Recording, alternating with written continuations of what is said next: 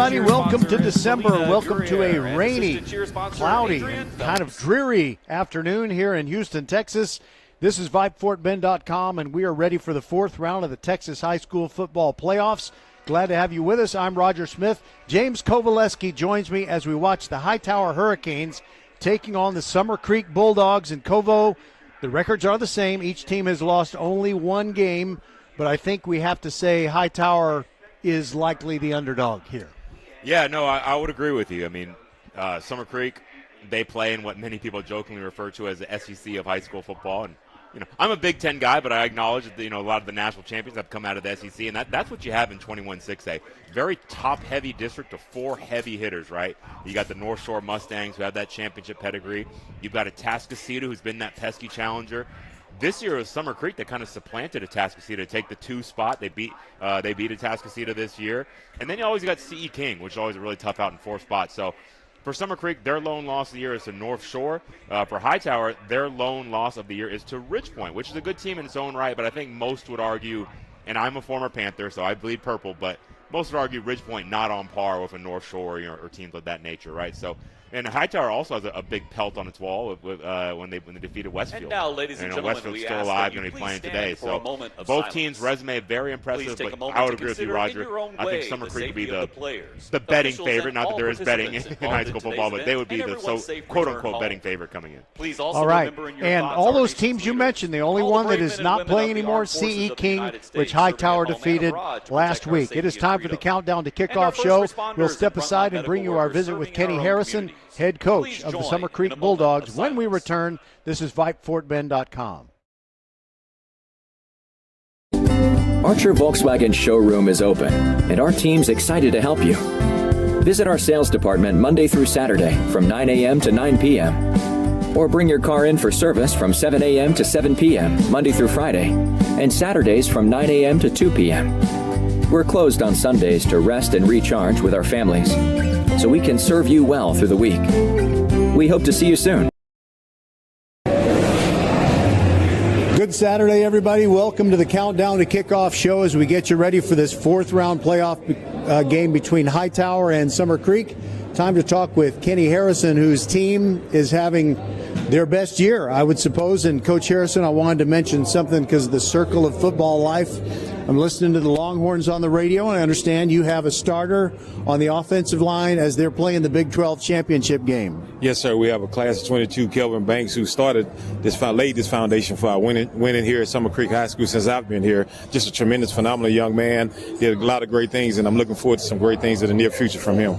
This has been such a breakthrough year for your program. You beat Atascocita for the first time, and you've won every game except the one against North Shore, and neither North Shore nor Atascocita is on your playoff road. So what has made the difference as your team has risen to such great heights this year? Going back, like I say, the class of 22 really got things started in the right direction for us. We got a lot of seniors that was on that football team that lost in the regional finals of Katy. Lord Yvonne, Kyron Duhorn, and several other ones had played major roles in that game, and they've just shown a great deal of leadership this year. One thing that Coach Anthony over at Hightower always says is that the only team that can beat his team is his own team, and a team has to get out of its own way and have the right kind of mindset. Do you kind of look at your team the same way, where if you take care of business as you've planned and prepared, that it's going to be very difficult, if not impossible, to beat your Bulldogs? Definitely. We've talked about it all year long. It's us versus us. We just get out of our own way, be sound in all three phases, take care of our responsibilities, and I like our chances against anybody. All right. Is there anyone in particular, someone on your squad that maybe doesn't get quite as much attention as he should for the great contributions he makes, and who might be the key to getting the victory today against Hightower? I tell you, our center, Alexander Vigil, he's doing a tremendous job. He's a 2-year starter, but this is his first year starting at center, and he's taken over that leadership role at center and done a tremendous job. So I'd say Alex Vigil, the center, number 56. All right, Coach Harrison, it's great to talk to you. It's an honor to be a part of this game, and best of luck to your team. Yes, sir. Looking forward to a good game. All right, thank you very much. That is Kenny Harrison, head coach of the Bulldogs, and we'll be back and visit with Cornelius Anthony, your Hightower Hurricanes head coach, when we continue on VypeFortBend.com.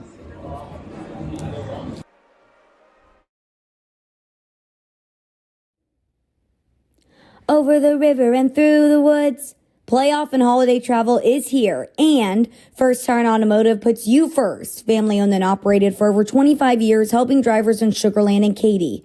Hit the road with confidence and save big. $100 off with the purchase of 4 tires, road hazard, and installation. Free battery check and starting system testing. Check out the website, firsttireauto.com, for details and restrictions. Remember to book your appointments, too. Get to one of First Tire Automotive's 4 convenient locations in Sugar Land and Cinco Ranch. firsttireauto.com. Welcome back to the Countdown to Kickoff show. Just a few minutes before we get underway. Hightower against Summer Creek. And normally this is the point in the pregame show where we let the referee introduce himself. But the referee evidently thinks there is someone more qualified to do that. And that is one of his crew members. It's going to be one of his linesmen. But first of all, thank you very much for joining me here. And tell us who our referee is, tell us who you are, and the rest of the crew members. Okay. Ronnie Morgan is the referee. Steve Alexander is the umpire. Steve Jenkins is the head linesman. I am the line judge, Chip Hinkle. David Leach is the back judge. Willie Demby is the side judge. And Ronnie Morgan Jr. is the field judge for today's game. Well, thank you, and thank you very much just for being here, because without officials, we don't have a competition, and I think a lot of people might be unaware of just how important it is to get more officials. TASO.org, TASO.org is a very good place to go to the website and look into it, and you can start the application process. So it's fun to be an official. You get paid to watch the games, and you can't get closer to the games than being an official, right? That's correct. It's enjoyable. All right, well, hopefully we can avoid too much precipitation, have a good game, and thanks for being here for this game between Summer Creek and Hightower. Thank you for having us out today. Appreciate it. All right. We will be back and talk to Cornelius Anthony, the head coach of your Hightower Hurricanes. They are still swirling, and they're going to be taking on a tough team in Summer Creek. Summer Creek has been beating everyone senseless, basically, other than the North Shore Mustangs. And the North Shore Mustangs are not in this playoff bracket. This is a Class 6A Division II game. Roger Smith and James Kovaleski with you here at Cy-Fair ISD's Cy-Fair FCU Stadium. Kickoff is scheduled for 2 p.m. Glad to have you with us on VypeFortBend.com, your broadcast home for Fort Bend County sports. It is always free to listen live and listen later on our podcast at VypeFortBend.com. Always and forever, your broadcast home for Fort Bend County sports. Have you heard? The Xfinity Mobile Black Friday sale is on now. Don't miss out on a free line of unlimited for 2 years when you switch to Xfinity Internet. That's over $1,000 in savings. Plus, see how to get up to $800 off an eligible 5G phone. Join the millions who have switched to one of the fastest growing mobile services. Now through December 5th, new customers can get a free line of unlimited intro mobile for 2 years with Xfinity Fast Internet. Plus, see how you can save even more with up to $800 off the latest 5G phones. It's your chance to get connected to the fastest mobile service with 5G cellular and millions of Wi-Fi hotspots. This offer won't last. Go to Xfinity.com/Black Friday sale, call 1-800-XFINITY, or visit a store today. Restrictions apply. Taxes and fees extra and subject to change. After promo, regular rates apply to service and devices. Actual internet speeds vary. Xfinity Mobile requires Xfinity Internet. Reduced mobile speeds after 20 gigabytes of usage. Data thresholds may vary.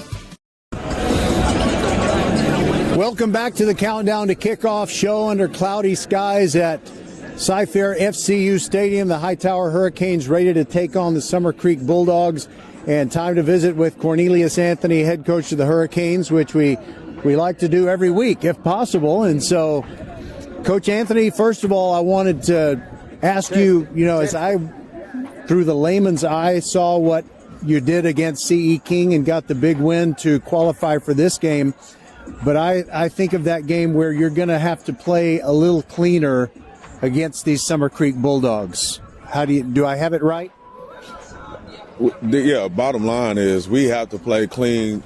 It don't matter who's in front of us or who's the opponent. It's always about us versus us. And if One of the things that I tell my team is that the only team that can beat the Hightower Hurricanes are the Hightower Hurricanes. And if we play mistake-free football, execute at a high level, and don't beat ourselves, it don't matter who's in front of us. We'll be victorious in the end, and just that's what we stand on. Just be 1-0, and it starts with being 1-0 with yourself.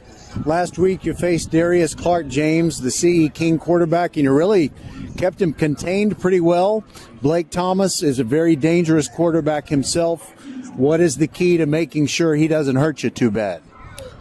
Just keeping him in the pocket and not allowing him to scramble and run and get yards with his legs. And so, we got a great game plan, and we plan on executing it with fidelity this afternoon.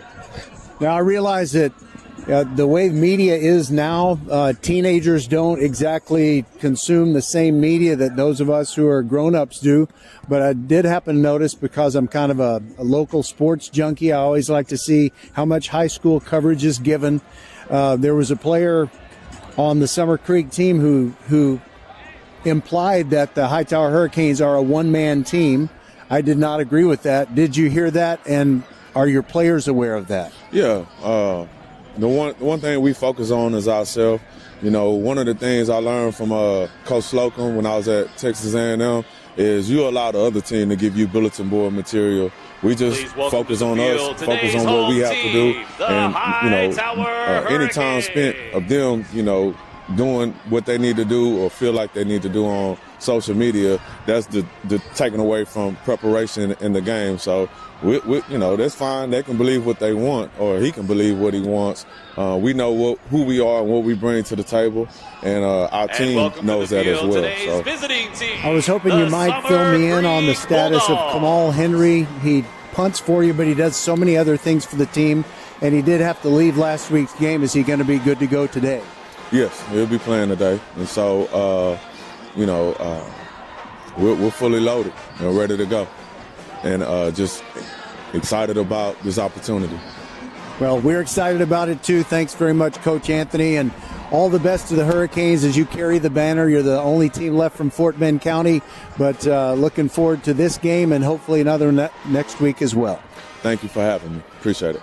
This is VypeFortBend.com, and we'll have the kickoff here in just a few moments from Cy-Fair FCU Stadium.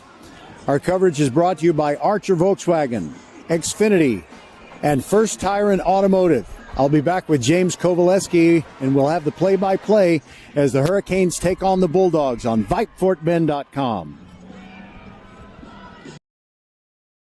A game without a crowd is just a scrimmage. A performance without an audience is just a rehearsal. Without your presence, high school sports and the performing arts aren't possible. Ensure that these essential extracurricular activities continue to enrich the lives of students in Texas. Purchase a ticket to your local high school's game or performance. This message presented by the UIL and the Texas High School Athletic Directors Association. Archer Volkswagen showroom is open, and our team's excited to help you. Visit our sales department Monday through Saturday from 9 a.m. to 9 p.m. Or bring your car in for service from 7 a.m. to 7 p.m. Monday through Friday, and Saturdays from 9 a.m. to 2 p.m. We're closed on Sundays to rest and recharge with our families, so we can serve you well through the week. We hope to see you soon.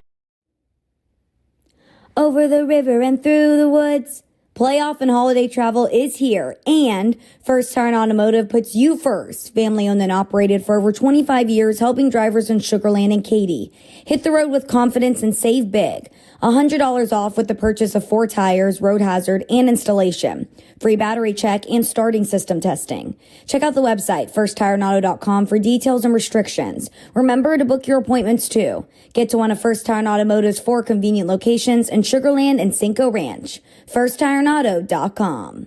Have you heard? The Xfinity Mobile Black Friday sale is on now. Don't miss out on a free line of unlimited for 2 years when you switch to Xfinity Internet. That's over $1,000 in savings. Plus, see how to get up to $800 off an eligible 5G phone. Join the millions who have switched to one of the fastest growing mobile services. Now through December 5th, new customers can get a free line of unlimited intro mobile for 2 years with Xfinity Fast Internet. Plus, see how you can save even more with up to $800 off the latest 5G phones. It's your chance to get connected to the fastest mobile service with 5G cellular and millions of Wi-Fi hotspots. This offer won't last. Go to Xfinity.com/Black Friday sale, call 1-800-XFINITY, or visit a store today. Restrictions apply. Taxes and fees extra and subject to change. After promo, regular rates apply to service and devices. Actual internet speeds vary. Xfinity Mobile requires Xfinity Internet. Reduced mobile speeds after 20 gigabytes of usage. Data thresholds may vary.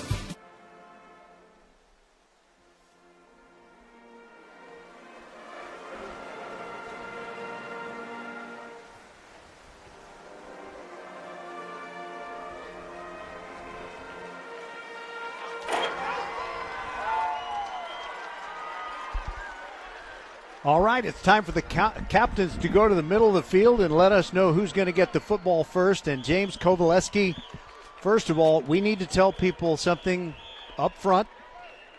The Summer Creek visiting team is wearing the white jerseys with the very, very light gold. Vegas gold numbers. Right. And it's very difficult to read them up here. I'm going to identify. Thank you, JROTC Color Guard, for your service. I'm and really the Hightower thankful Band that under the direction of Ryan Clift for the anthem. The binoculars are in Kovo's Ladies hands. and gentlemen, He brought them. we welcome you once again to Cy-Fair FCU So when I Stadium can't and tell to you today's who the state player is quarterfinal for playoff Summer game Creek, between the Summer Creek Bulldogs we're not going to and let the that bother Hightower us. Hurricanes. We're going to We hope you will enjoy try our today's very game, and we'll best help to support our just students identify in as a many positive and Hurricanes as we sportsmanlike can, manner. and we'll tell you Sportsmanship is a vital who part the of Summer athletics, Creek and the Bulldog UIL player and is its if member we schools are can dedicated read to those promoting this throughout Vegas the gold state of numbers on the Texas. white jerseys.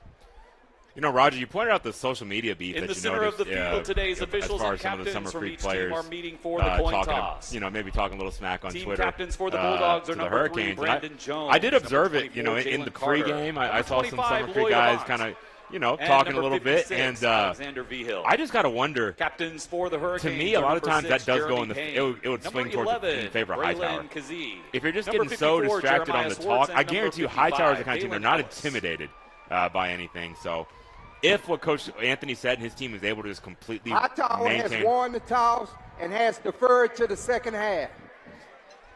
completely maintain focus, I think could be an advantage for the Hurricanes. Yeah, and the reason that I brought that up is not because I'm a big consumer of social media.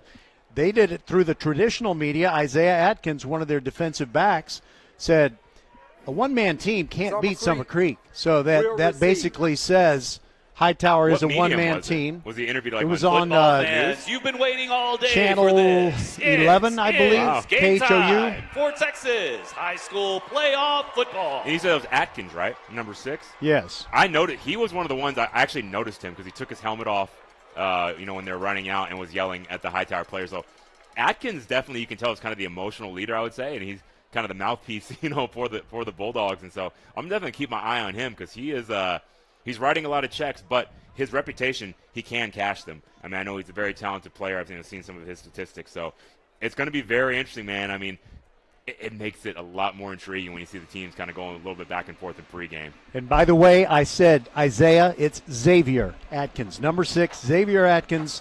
He's a linebacker, and he makes a lot of tackles. So, like Kovo said, he can write the checks with his mouth, but he can certainly cash them. All right, Kovo, if you can put the binoculars on the two guys who are deepest for Summer I'll just Creek. give you numbers, number 34 and number 10. That's Jaqueline Harvey and Trey Brown. And now it is Alex Aguinobi kicking off for the Hightower Hurricanes, and it comes down at the 11 to Trey Brown, moving back to the middle of the field. And he gets between the hash marks, and he gets across the 30 to the 34. Make it the 35 as Austin Bowen brings it down. And correction, Jaqueline Harvey brought the kickoff back, and now we'll see the Hightower Hurricanes on defense. A really nice start there for Summer Creek. It's a real positive field position. To be able to advance the ball. Touchback will take you to the 25, and they've got out of the 35. So that's always my benchmark is can you get it past the 25 on a return. The Hurricanes had 3 takeaways last week, and they were +5 in turnovers during the regular season. And there is Lloyd Avant sweeping it to the left. Stiff arms a man, gets near the sideline and picks up 2, maybe 3 yards. Bumped out of bounds there by the Hurricanes Cameron Reddick, who makes all kinds of tackles all the time, and it's going to be, they gave him 4 yards. It'll be 2nd and 6. That's difficult to do, to outflank the Hightower defense like that. So it shows the speed that he has. Now there's the snap, and it's the quarterback trying to run it up the middle. That's Blake Thomas, but Dalen Ellis all over him, threw him down for a tackle for a loss of 3 yards. I'm thinking it'll be 3rd down and 9 coming up, depending on where they spot it. Yeah, great job there by the Hightower defensive line. I think they kind of were able to slant into that play and completely unblock, lots of penetration, tackle for loss. And I will say Lloyd Avon, my first time seeing him in person, he's a lot bigger than I imagined for the type of numbers I'm seeing. He's a big back that can run. And the loss was actually 6 yards, so it's 3rd down and 12. Dropping back to pass, stepping up into the pocket. It collapses. He retreats, gets back inside his own 20. Now he's flushed over to the right side, looking down the field, and fires it. It's a 50-50 ball, and it's knocked away, incomplete. Excellent defense by Hightower's Michael Amy. He's the leading interceptor on the team, and he knocked it away. Yeah, that pass intended for number 8, the senior tight end, Cordell Rogers. He was behind the defense. But yeah, the throw, a little bit underthrown there for Blake Thomas. And the Hightower defense holds after a really nice punt return, or kickoff return, and a good first play. I mean, they looked good.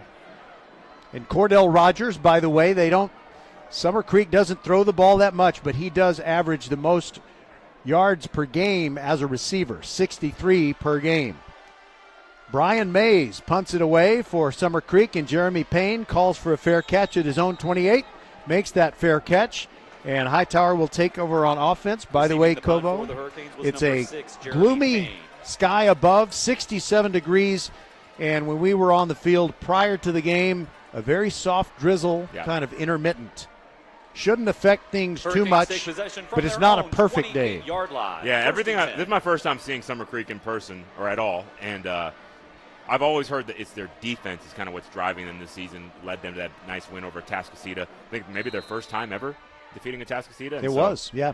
That's going to be an interesting thing, is I think both teams' defenses are playing really well right now. Jeremy Payne, the single setback, but it's going to be a handoff to Mikkel Reddick coming to the right. Good yardage across the 40. And he's thrown out of bounds at the 41, maybe the 42, and that's going to be a first down as guess who? Xavier Atkins makes the first tackle on Hightower's first play. That's a really nice way to attack man coverage. That gain is Summer Creek good trying to play for some man Hurricanes. coverage. First down. Those defensive backs out there, you're probably wondering why they're so slow to respond to that run, because they're in man. And so you can really sometimes get to the edge easily when you're facing a team that's playing man. Now they're going zone here. 13-yard gain. Now out of the pistol. It's a swing pass to Payne on the left side. Splits a couple of defenders. Stiff arms a man as he dives toward the line to gain. I think he got it at the 49-yard line of Summer Creek. So a gain of 13 and now a gain of 10. Hightower looking good. Let's say a couple things here. Early on, and it's very, very early, but everything we predicted as far as Hightower not being intimidated, they are controlling right now. They're able to force a 3 and out. They get a quick first down, have a nice play on second. And I'll tell you this, Summer Creek is very big and physical and talented. Hightower looks bigger to me, just physically bigger in the trenches. So it's going to be a very interesting matchup here. 2 men in the slot on the left side and a quarterback sneak by JoJo Stewart, trying to get the 2 yards that was needed for the first down. They actually marked Payne out at the Hightower 49, not the Summer Creek 49. And now they're looking at the football, and they may even measure it. I think it's a great job there by officials timeout on the Coach field Anthony to just sneak that. You know that. You've worked with me for a long time. It's my favorite play in the playbook.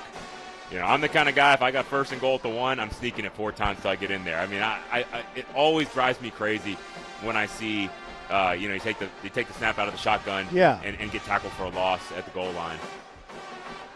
Well, Hightower is short by a foot or maybe a little bit more than that, but it's only 3rd down.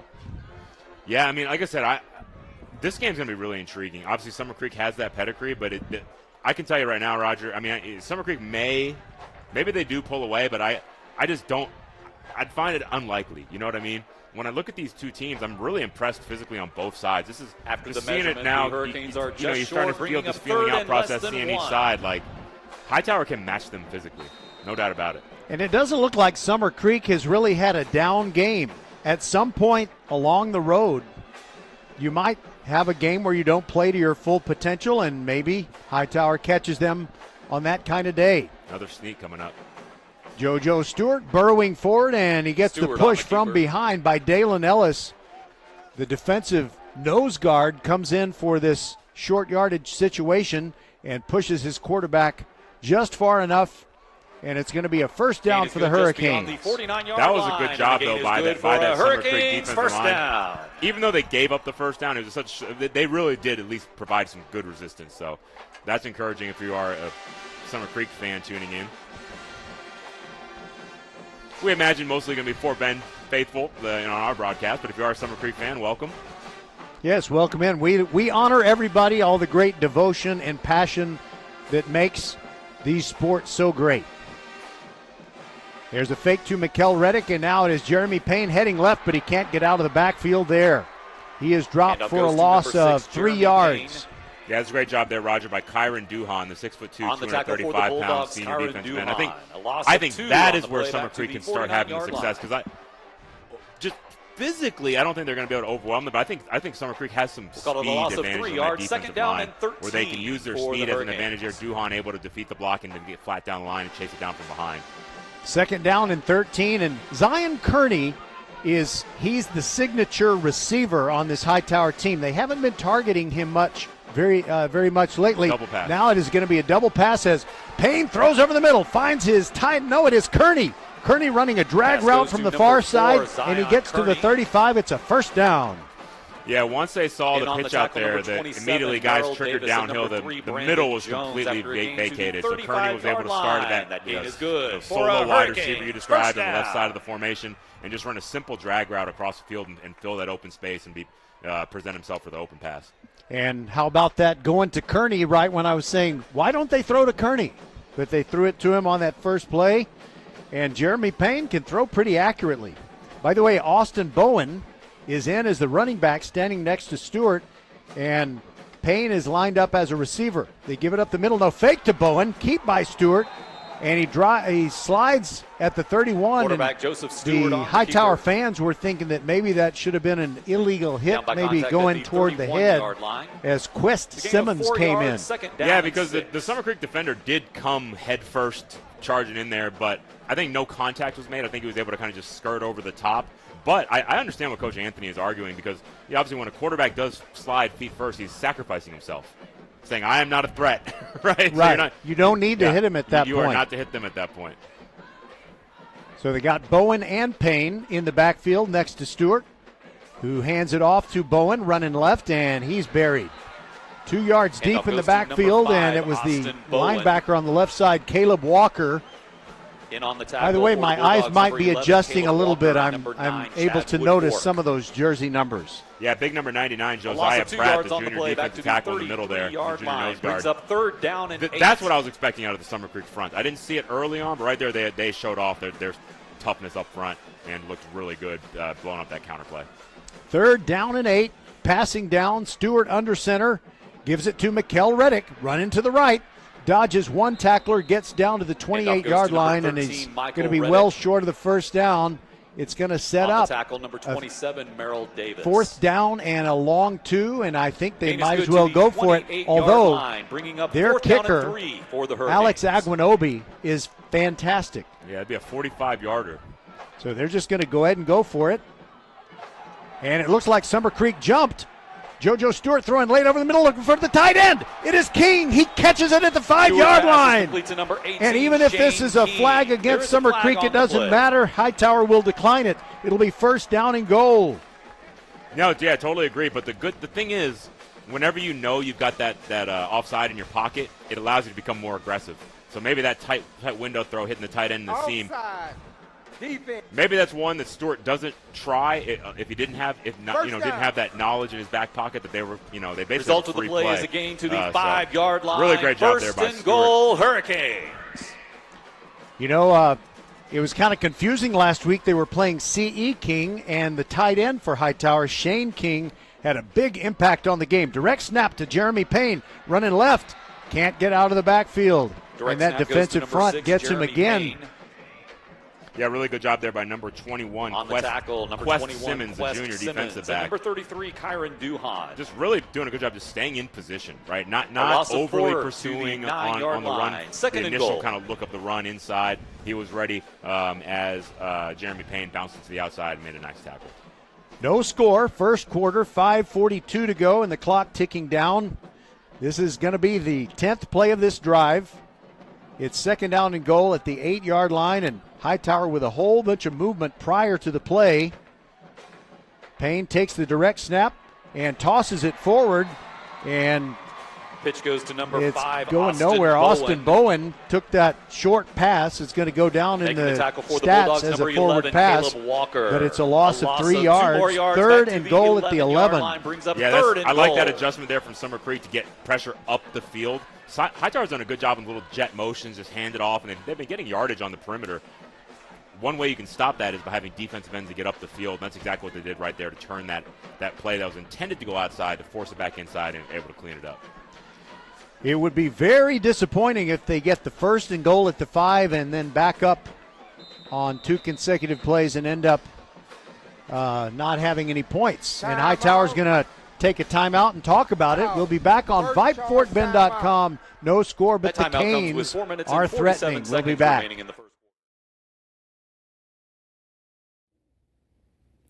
Over the river and through the woods, playoff and holiday travel is here, and First Tire Automotive puts you first. Family owned and operated for over 25 years, helping drivers in Sugar Land and Katy.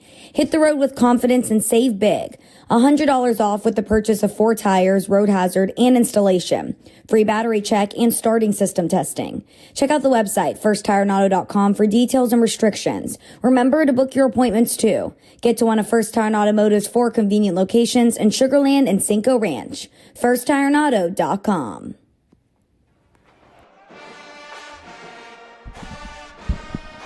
So Hightower trying to make sure that they don't Returning go without a touchdown on this goal-to-go situation. At the 11-yard line. It is third and goal.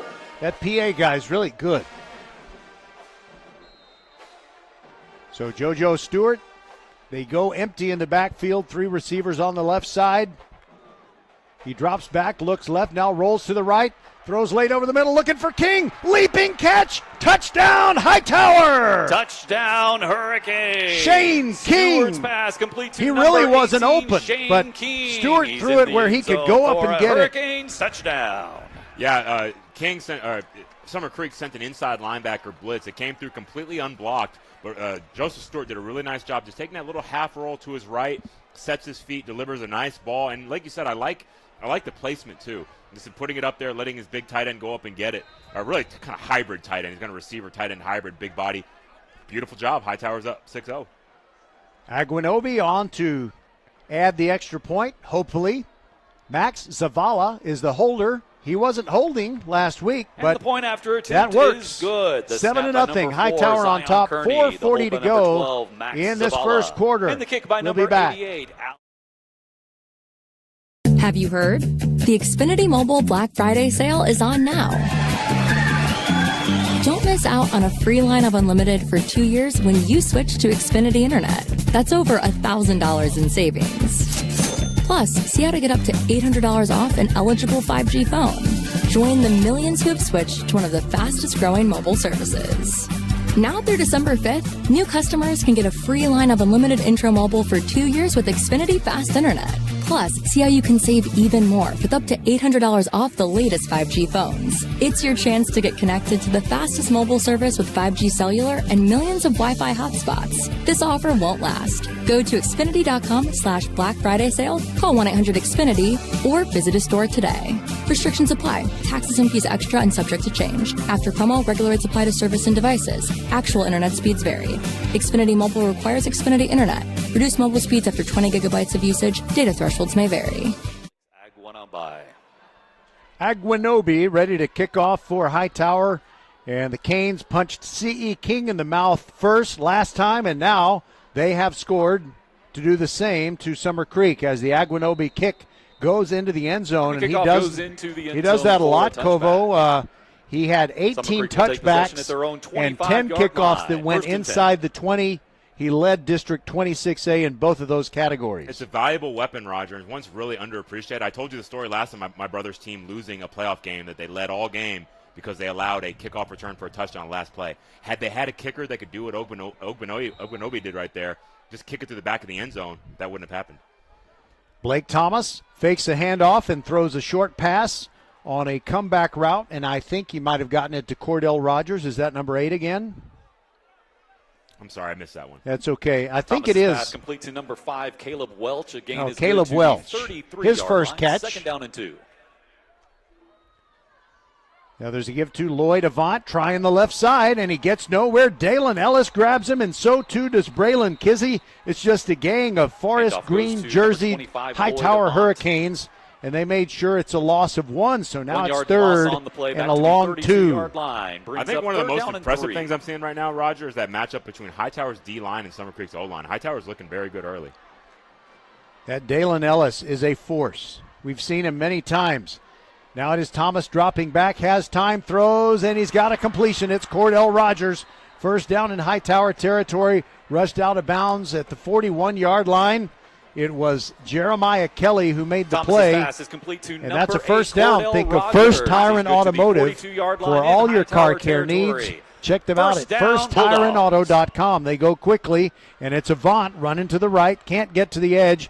He's hit hard, might have squeezed out a gain of 2 before he's ushered out of bounds. 2nd and 8 to go. Hightower to me doing a better job on those perimeter runs than Summer Creek was doing on as far as the DBs responding quickly to seeing that it's an outside run Gain of 2 fighting to the those blocks 40-yard and line. limiting the 2nd gains. down and 8. Now Thomas drops back. Wanted to check down. Now he's scrambling to his right, running out of options, and simply throws it away. Good defense by Hightower. Yeah, and I think Thomas has really good pocket presence. He does a really good job to me of keeping his footwork, staying calm, not looking to run. 11, but I believe that if he needs to tuck and run, he certainly can. But, I mean, he had his eyes down the field just trying to that will bring work up 3rd down and side 8 to side for in the Bulldogs. pocket. But, yeah, nothing there. You got to really credit the Hightower secondary for covering down. And Gavin Hebert and Ashton Landhart were going after him, and they were right on top of him before he just threw it away. So it's 3rd down and 8. Goes a man in motion, 3 receivers on the near side. Thomas looking around. The coverage is good. He's hit in the backfield. His helmet comes off, and now he's sacked. And a flag comes in. I don't know what it's going to be for. Is it necessarily? It's definitely Hurricanes number 45, Devin Phillip brings the quarterback down for a loss. To me, There the is a flag officials on the play. should have immediately blown that play dead. They really put Brandon Thomas in my opinion, some danger. He's running around without a helmet with the Hightower pass rush bearing down on him. He did get tackled. And we'll get an explanation from Ronnie Morgan, the referee. If it counted as a sack, it would be the sack for Devin Phillip. He has 9 on the season. No, the Hightower defender ripped that helmet off his head, so that's going to be penalized. But if I'm Kenny Harrison, the head coach for the Bulldogs. Foul. Face mask. Defense. Number 81. 15 yards. First down. I'm saying, Ronnie, you got to protect my quarterback. Blow that dead. After that penalty is enforced, the ball now spotted at the 25-yard line. 1st and 10, Bulldogs. So Blake Thomas with a fresh set of downs. Gives it to Avant, and he goes through the right side, and he picks up a quick 10. That's going to be another first down, probably, depending on the spot. McKee Davis. Mackay Davis, rather. 1st and 10, Bulldogs. And now they go quickly again. There goes Avant, bouncing outside, inside the 5-yard line, dives into the end zone. Touchdown, Summer Creek. Number 25, he scores from Lloyd 15 Avant yards out. 15 yards into the now end that zone drive was much for more a emblematic of Bulldogs what you'd expect out of Summer Creek. The very first drive, it just seemed a little out of sorts. I think Hightower did match that energy. You know, maybe some of the things I saw on that news report you mentioned, but that was like butter. You know, that was a smooth, beautiful drive there, and very impressive for the Bulldogs. Brian Mays on to add the extra point. He's a pretty good kicker. 59 successful extra point kicks out of 64 this year because the Bulldogs scored a lot of touchdowns. The snap and hold look good, and the kick is right down the middle. So we're tied. 3:02 to go in the first quarter. 7-7. Hightower about to receive the kickoff on VypeFortBend.com. Archer Volkswagen showroom is open, and our team's excited to help you. Visit our sales department Monday through Saturday from 9 a.m. to 9 p.m. Or bring your car in for service from 7 a.m. to 7 p.m. Monday through Friday, and Saturdays from 9 a.m. to 2 p.m. We're closed on Sundays to rest and recharge with our families, so we can serve you well through the week. We hope to see you soon. A game without a crowd is just a scrimmage. A performance without an audience is just a rehearsal. Without your presence, high school sports and the performing arts aren't possible. Ensure that these essential extracurricular activities continue to enrich the lives of students in Texas. Purchase a ticket to your local high school's game or performance. This message presented by the UIL and the Texas High School Athletic Directors Association. Payne and Mikkel Reddick back to receive the kickoff, but it's a short one. And Austin Bowen fair catches it at the 23, so the Canes will have it at the 23-yard line. So this is going to be important, I think, Kovo, for Hightower to respond quickly because, Summer Creek played North Shore closer than anyone has. 31-21 was the score of that game. Everybody else they beat soundly, even Atascocita. So Summer Creek is used to bouncing back if they ever do fall behind and winning pretty handily. So I think it's an important possession for the Canes. Yeah, they didn't skip a beat. Going down quick 7-0, getting the quick 3 and out on offense and then giving up the touchdown. They weren't fazed. Out of the shotgun, Stewart with the line of scrimmage, the 25. Takes the snap, fakes to Bowen, steps up in the pocket. It collapses, and he is sacked for a loss of 2. That's the second time number 11. Bulldogs number 11, Caleb Walker trips up the really quarterback for a 2-yard loss, really back to the 23-yard line. Second down and 12. So Caleb Walker, the guy that got the sack on that one? Yeah, from what I'm hearing, Roger, Atascocita went up on North Shore 7-0 early. So both of the quote-unquote underdogs today have drawn first blood. Here we got an even game. I don't know if it's still 7-0 Atascocita over North Shore, but I mean, it just goes to show this round of the playoffs, like everybody's really good. By the way, you're right, and you stole the thunder of the visiting producer, Kevin Lovell, in from Atlanta, Georgia. After the loss of 2, it's second down and 12, a little screen pass to Jeremy Payne, and he dives over the 30-yard line to the 31. Stewart's pass complete to They're going to set him. They're going to spot him at the 30. So it's not as much I thought he got, but a very manageable 3rd and 5 coming up. The mouth of the South, Kevin Lovell coming in from Georgia, the Peach State. Yes, he can be our full-time producer because he's retired from his old full-time job as the GM of an ABC station in El Paso. Very cool. Tie game 7-7. 1:41 to go in the quarter, and the clock is ticking. Dropping back is Stewart, looks to the near side behind Kearney. He was expecting Kearney to come back to the football, and Kearney kept running down the field. It's incomplete. Fourth down. Yeah, fourth and 5. Roger, I can see one of the assistant coaches there. He's upset with Kearney, and I think that what he's saying is, that's what they call the back shoulder fade, right? It was really good man-to-man coverage, and so what Stewart was hoping to do was just throw the ball behind the receiver to the outside, because it's very difficult for DBs to respond to that when they're covering a receiver. So it puts them in a tough spot. Kearney didn't read it the same way, and it's going to lead to an incompletion. Hightower punting for the first time, and it is Payne who punts, not Kamal Henry, who was punting last week before he was injured, and the punt goes out of bounds near sideline, close to the 35. In fact, right on the 35, and Summer Creek will try to take the ball down the field and untie this game. It is 7-7, 1:24 to go in the first. This is what I always call the danger zone, Roger. Hightower matched the energy. They jumped out quick. They played great. Bulldogs but now take possession there's at their an own opportunity for Summer Creek to assert its dominance, like we 10. talked about, a little bit better pedigree as far as the resume coming in. We'll see how they look on this drive. I know Hightower's not going to make it easy on them. Blake Thomas wiping his hands on the towel in his waistband. Lloyd Avant to his right.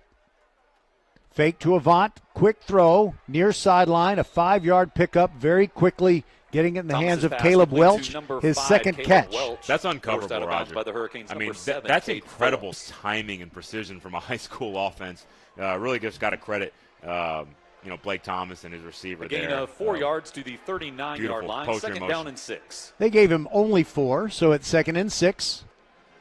Thomas fakes to Avant, keeps it going to the right, tries to get outside of the backfield. Here comes the pursuit, and the Hightower Hurricanes drop him for a loss of 6, all the way back to the 34. Yeah, really nice disciplined defense there. Makai Davis, senior outside linebacker, number 45, Devin Phillips. Staying in position. I mean, a lot of times you see loss guys of just 4 go on the play thinking to the the ball is handed 35-yard off and line. go chasing Third down and inside. 10. You wonder, why is no one on the quarterback? Great job there by Davis, doing what he's taught to do, staying in position for the quarterback. He threw him off balance, and then Thomas stumbled a little bit, and the next time he looked up, he was surrounded by Hurricanes. And Phillip dropped him. So it's 3rd down and 10 for the Bulldogs.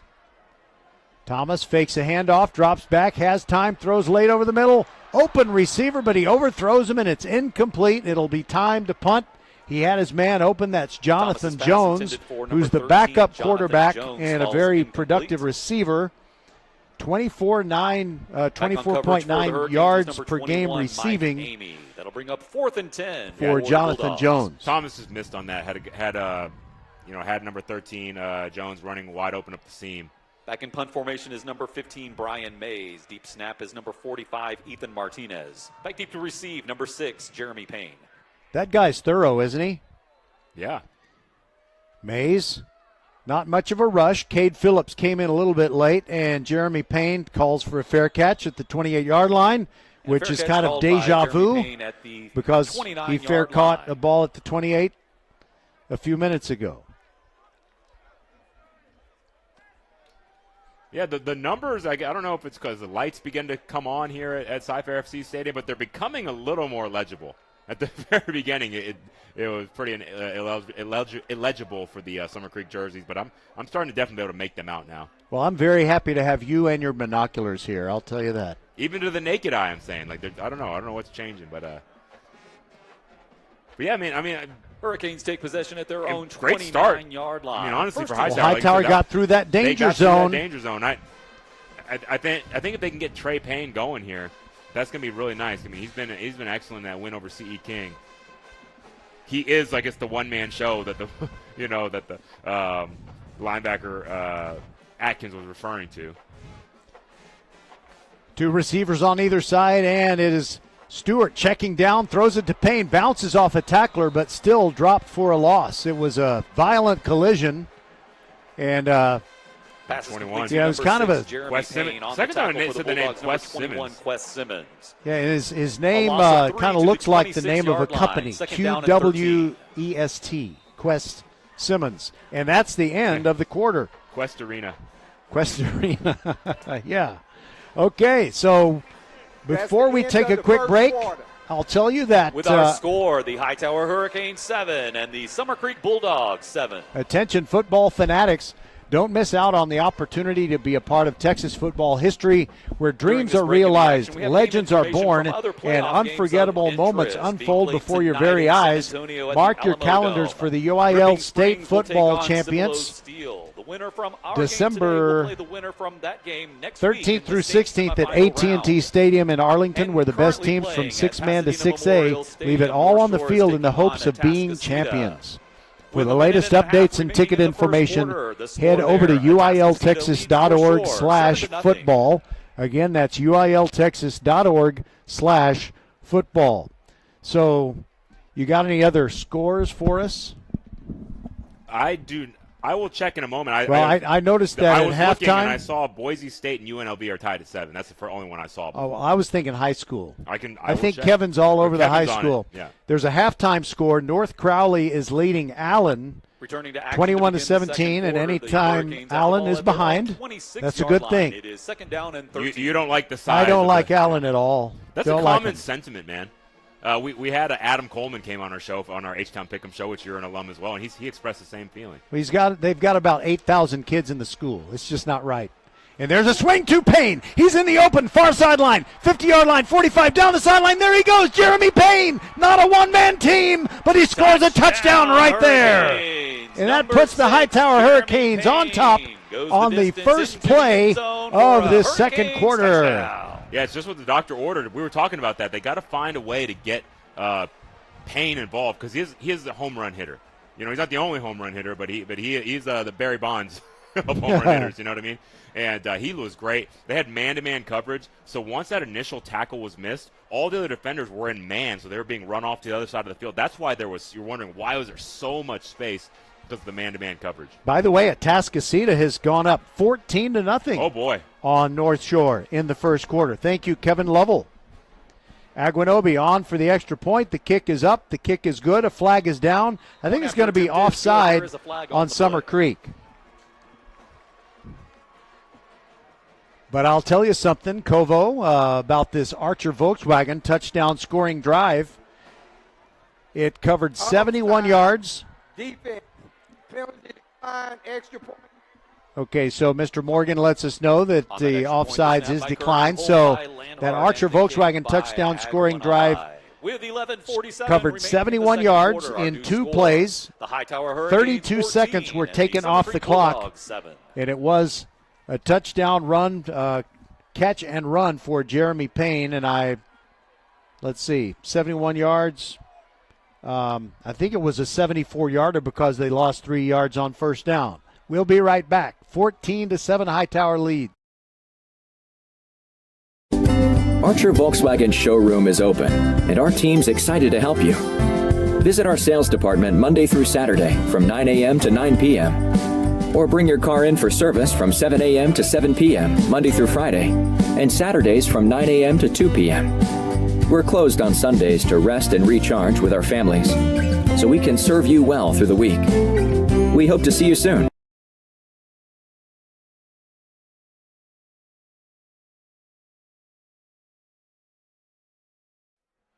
Welcome back, and Hightower kicks off. It is a high kickoff that comes down to the 6-yard line. Trey Brown bringing it up between the hash marks and the numbers, and he's blasted at the 16-yard line. Cameron Reddick just took him off of his feet.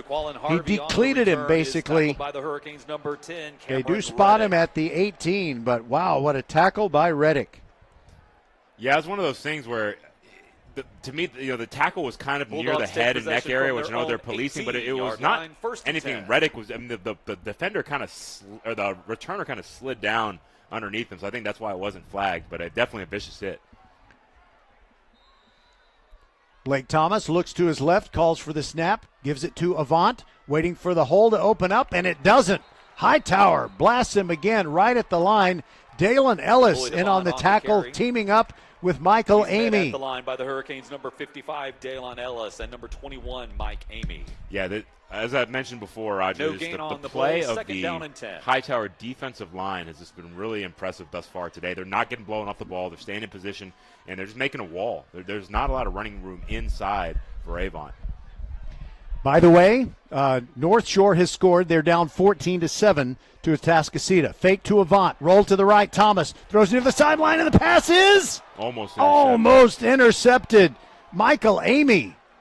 He almost came up with a spectacular diving interception. He went totally horizontal there. Brown broken up by the Hurricanes. Number 21, Mike Amy. It'll bring up 3rd down and 10 for the Bulldogs. Yeah, just been really impressive here. What the Canes been able to do defensively. Oh man. Oh, that's a shame. Wow. Yeah, I wouldn't quite call it a backbreaker, but it definitely is a momentum stealer. I mean, after that really beautiful pass breakup, just to give up 5 free yards is unfortunate. 2nd down and 5. There goes Avant, running wide, turns it up near the numbers, and he gets 3. He's 2 yards short of the first down. Is Cade Phillips, a hard-hitting safety for these Hurricanes, came up to make the stop. 3rd and 2. It's definitely starting to get a little bit chippy in the trenches there. To see number 55 for the Hurricanes, Dalen Ellis, kind of politicking to head official Ronnie Morgan for a penalty. Up the middle, Avant, and he got the first down. He got 2 yards before he had contact, and then he pushed the pile 1 more yard, and that'll move the sticks. It's a first down. Think of First Tire and Automotive for all your car care needs. Check them out at firsttireandauto.com. Gain is good to the 28-yard line. That gain is good for a Bulldogs first down. How will Summer Creek respond after the Hightower touchdown? Canes lead at 14-7. We're in the second quarter. Thomas rolls to the right. Now runs between pass rushers and slides to a stop after a gain of 2. Braylon Kizzy just kind of touched him there. I guess you give Braylon credit for the tackle, even though the quarterback gave himself up. Yeah, and I think it counts as nothing because he's immediately. It's not like the NFL where you need to down them. So you just have to hope that the officials spot it properly. Yeah. When a guy is sliding, it's a tough thing to do.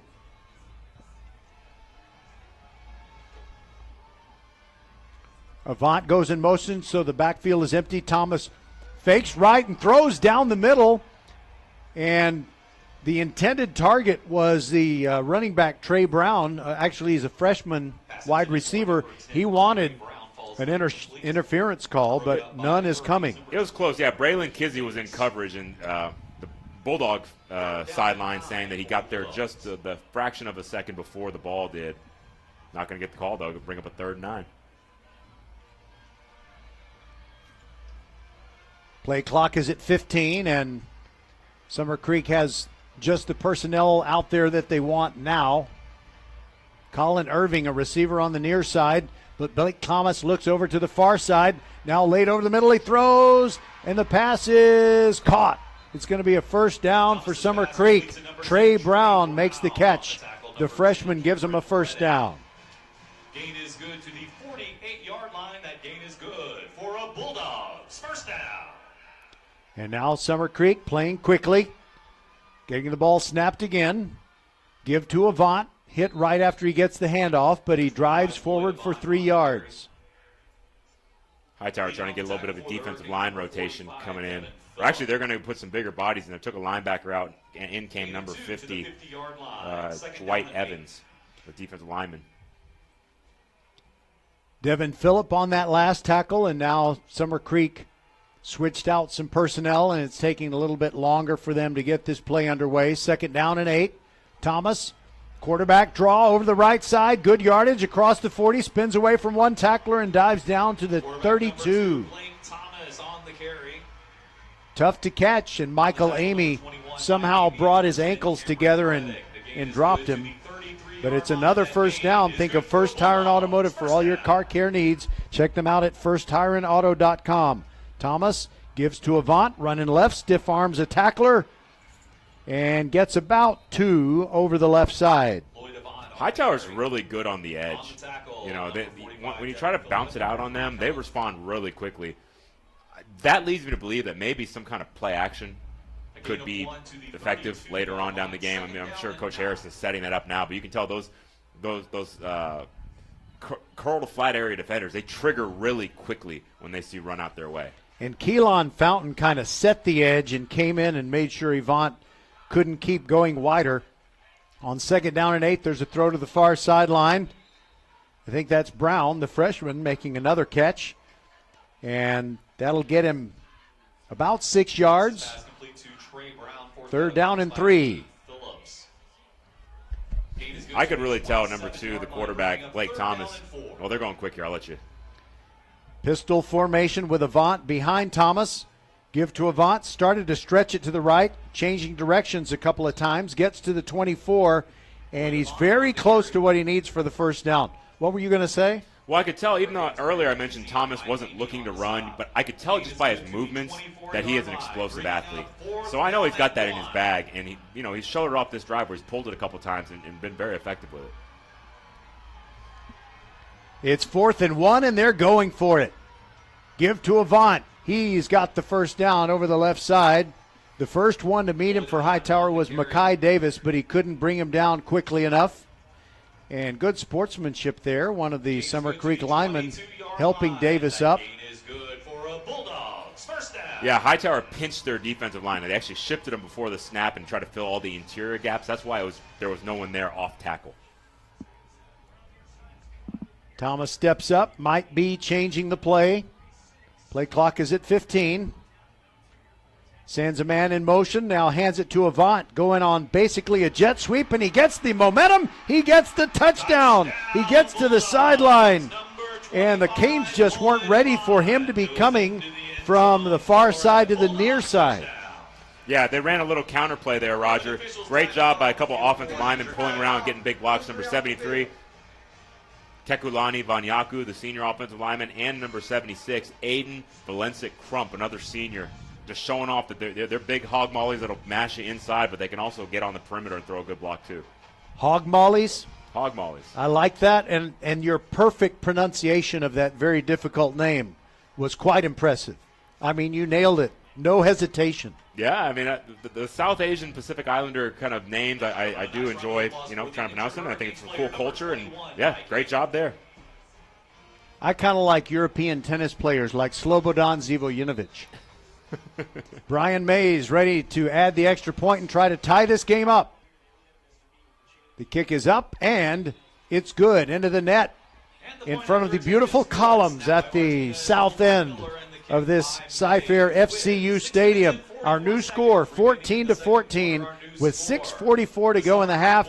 We'll be back on VypeFortBend.com. Have you heard? The Xfinity Mobile Black Friday sale is on now. Don't miss out on a free line of unlimited for 2 years when you switch to Xfinity Internet. That's over $1,000 in savings. Plus, see how to get up to $800 off an eligible 5G phone. Join the millions who have switched to one of the fastest growing mobile services. Now through December 5th, new customers can get a free line of unlimited intro mobile for 2 years with Xfinity Fast Internet. Plus, see how you can save even more with up to $800 off the latest 5G phones. It's your chance to get connected to the fastest mobile service with 5G cellular and millions of Wi-Fi hotspots. This offer won't last. Go to Xfinity.com/Black Friday sale, call 1-800-XFINITY, or visit a store today. Restrictions apply. Taxes and fees extra and subject to change. After promo, regular rates apply to service and devices. Actual internet speeds vary. Xfinity Mobile requires Xfinity Internet. Reduce mobile speeds after 20 gigabytes of usage. Data thresholds may vary. Brian Mays kicks off, and it goes all the way into the end zone over the head of Mikel Reddick, and Hightower will get the ball back with 6:44 to go in the half. It's a 14-14 game.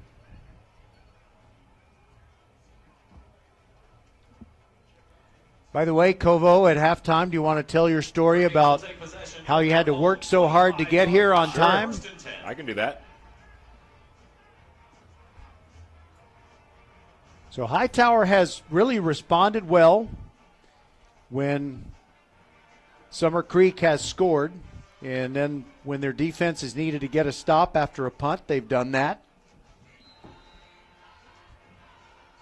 Hightower will get the football to start the third quarter. JoJo Stewart surveying the defense on 1st and 10 from the 25. And he throws it to the near sideline, and it's incomplete, intended for Zion Kearney, who didn't turn out as quickly as Stewart thought he would, and they're just not in sync. Roger, you took the words right out of my mouth. The precision passing and the timing, I do feel like that advantage is more of the quarterback and receiving core for Summer Creek thus far. You know what I mean? Hightower's seen a couple of little instances where you can tell the timing is off between quarterback and receiver, whereas with Summer Creek, I was marveling at that one little hitch route they ran. I mean, basically indefensible just because it was thrown really before the receiver had made his break. Yeah, it was just complete precision. It was almost as if Thomas could have thrown that pass with a blindfold. Step back 2 steps and release it. Okay, timeout Hightower. Let's keep it right here. So we learned that it is 14-7 Atascocita over North Shore. Not certain about that. It could be 14-6. And so throughout the state, you had some games that were played last night as Belleville eliminated Jasper. And like Liberty Hill, which is also, Liberty Hill is a Class 5A team, and Belleville is in Class 4A, and they run that slot T. Yeah. Yep. In fact, it's going to be featured on Chevy Inside High School Sports tonight at 11 o'clock on KHOU Channel 11. We have that show for high school sports junkies. And also, there's the H-Town High School Sports powered by Vype which will come on CW39 at 10 p.m., hosted by our good friend Todd Freed. Yeah, he's in the building. I saw him earlier today. Of course. If he's there, it's an important game. 2nd down and 10 for the Hurricanes. Stewart drops back. Here comes a blitz off the edge. He steps up. He's hit as he throws. The ball is loose. And is that a forward pass or is it a fumble? The officials indicate it's a fumble, and Summer Creek is recovered at the 23. Caleb Walker, I don't know if he's the guy that hit him, but he's the guy that recovered it. And we're getting a replay on the Jumbotron here. Yeah, someone else got to him first. Somebody else got to him first, but they kind of switched from one camera to another. The ball's at the 24-yard line. 6:33 to go in the half. It's a 14-14 game. Pistol formation. Avant behind Thomas. Fake to Avant. Thomas stands strong in the pocket. Now he's flushed over to the right. Looking down the field. He's near the sideline. Throws it late and gets the completion to Avant. And he's dropped at the 9. Yeah, there's a flag that came down. I think they might have some linemen down the field, so I think it's going to be coming back. Well, that'll be a break. Ephraim Dotson made a really nice open field tackle on the much bigger Lloyd Avant. By the way, Avant, more than 5,000 rushing yards in his career at Summer Creek. They also, I think they missed the blindside block, Roger. Man downfield. Offense, number 73, 5 yards, first down. That's Ronnie Morgan, so an illegal and ineligible receiver downfield. That's what allowed Thomas to get outside the pocket. Was that there was a nice little peelback block there. Actually, they got number 45, Devin Phillip, the sophomore defensive end. But that's a play that was legal back in our day, but no longer legal. But able to get the ineligible downfield, so still 1st and 15. Give to Avant. There he goes. He gets 5, 6, 7, 8 yards down the field before he meets contact, and he gets about 13 of the 15 yards that he needed. Cade Phillips collaborating on the tackle with Keelan Fountain. They go quickly. 2nd down and 3. There goes Avant straight up the middle, pounding the Hightower defensive line and getting the first down at the 12. Fatigue starting to set in a little bit, Roger. You saw early on, Hightower just came with so much energy and intensity, and now you can tell that the Summer Creek big old line starting to wear on them just a bit. There is Avant running left. He's hit in the backfield, and Hightower gets the tackle for loss. I really like number 10, Roger. Cameron Reddick, senior, 5'10", 170-pound, basically hybrid outside linebacker, defensive back.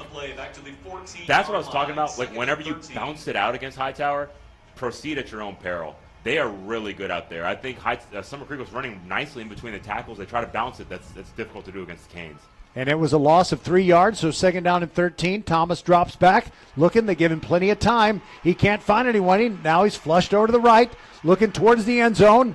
And he goes out of bounds at the 15-yard line. He actually took a loss. Thomas on the keeper goes out of bounds near the 14-yard line. Forced out of bounds. So that's a sack. Mosley ran him out of bounds, so that's a sack for Mosley. Yeah, really nice Houdini escape job there by Thomas, Brandon Thomas, and his O-line did a good job. That's what we call a coverage sack, right? I mean, there was good protection, a lot of time elapsing. But you really got to credit the Canes there, staying in coverage, and no one open there for Brandon Thomas. Hightower's been ahead the whole way, or tied, and now it's 14-14, and Summer Creek threatening. Thomas pumps short, throws, and he gets a completion. Broken tackle, 7-yard line, and out of bounds goes Caleb Welch. Nice job there by Welch, and he actually broke the tackle of Cameron Riddick, which, again, I've been marveling about him all day long. It's really difficult to do. He's good to the 6-yard line, bringing up 4th down and 5 for the Bulldogs. Field goal team coming out. Oh, so they're going to try the field goal with Brian Mays. We presume they will. By the way, Kovo is the holder, number 10? I think it's 18, Roger. Okay. Yeah, Holden Miller. That's very appropriate. He's the holder. And it's going to be a 22-yard field goal attempt from the right hash mark for the right-footed kicking Brian Mays. Everything looks good, including the kick. And Summer Creek hits the three-pointer, and they are ahead for the first time. So that was a field goal scoring drive, an Archer Volkswagen field goal scoring drive that took 5 plays. It took less than 2 minutes. It started at the 24-yard line, and it ends with a 22-yard field goal by Brian Mays. 17-14 with 4:56 to go in the half. We'll be back on VypeFortBend.com. Archer Volkswagen showroom is open, and our team's excited to help you. Visit our sales department Monday through Saturday from 9 a.m. to 9 p.m. Or bring your car in for service from 7 a.m. to 7 p.m. Monday through Friday, and Saturdays from 9 a.m. to 2 p.m. We're closed on Sundays to rest and recharge with our families, so we can serve you well through the week. We hope to see you soon.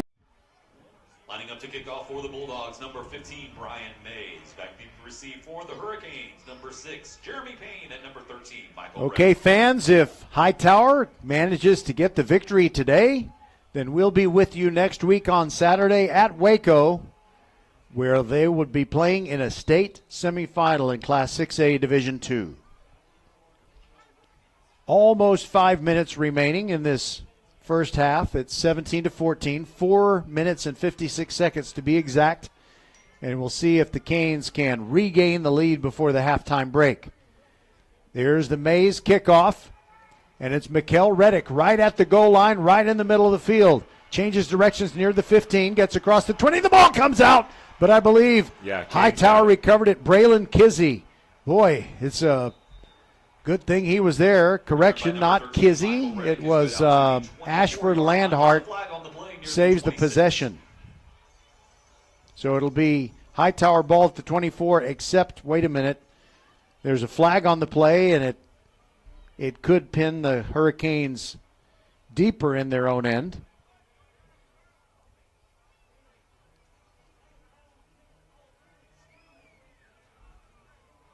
And we're waiting for Ronnie Morgan to make an announcement. The indication. Yeah, the umpire's about to go south. On the return, number 19, 10 yards from the end of the run, it'll be first down.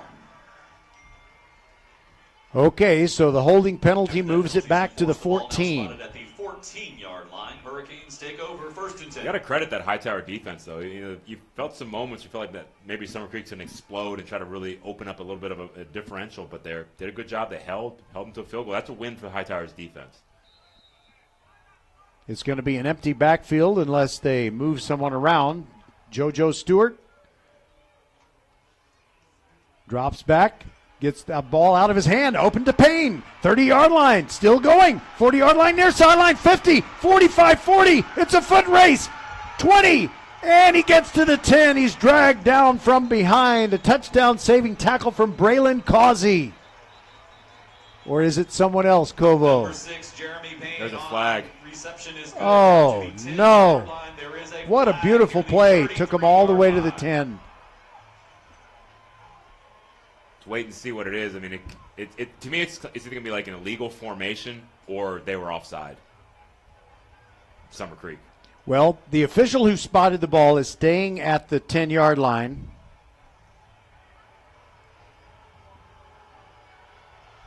And the Hightower fans they have a chorus of boos. Yeah, the Summer Creek faithful are cheering. Had linesman explaining to head coach Cornelius Anthony what's going on. Yeah, I didn't see exactly how. I'm imagining that was what we call kind of like a choice route, Roger, where you take Payne from his running back position, and he basically kind of came up, and then he saw that the linebacker was on the outside. He just kind of worked his way back towards the middle, was wide open. One guy fell down, and then he was off to the races, caught from behind after a big game, but it looks like he's been negated by penalty. And that's a real gut punch. Most likely it's going to be some kind of illegal formation. You have to have 7 men on the line of scrimmage.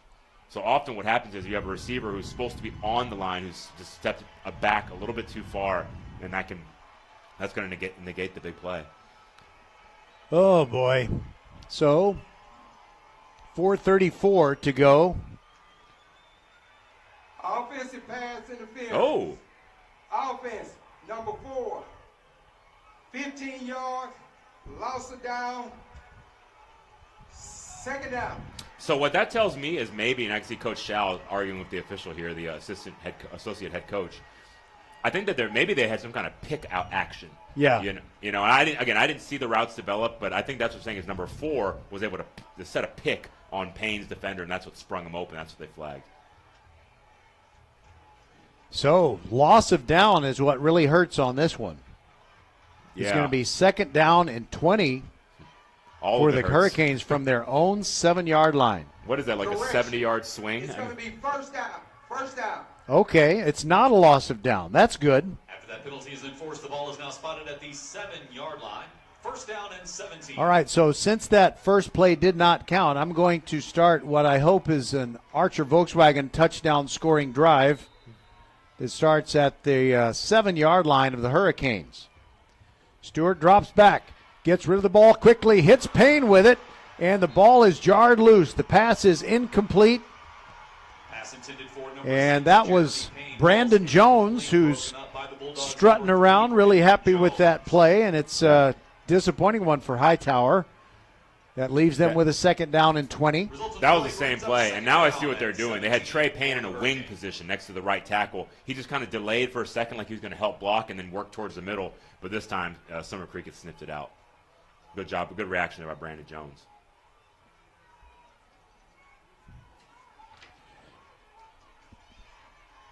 Jeremy Payne.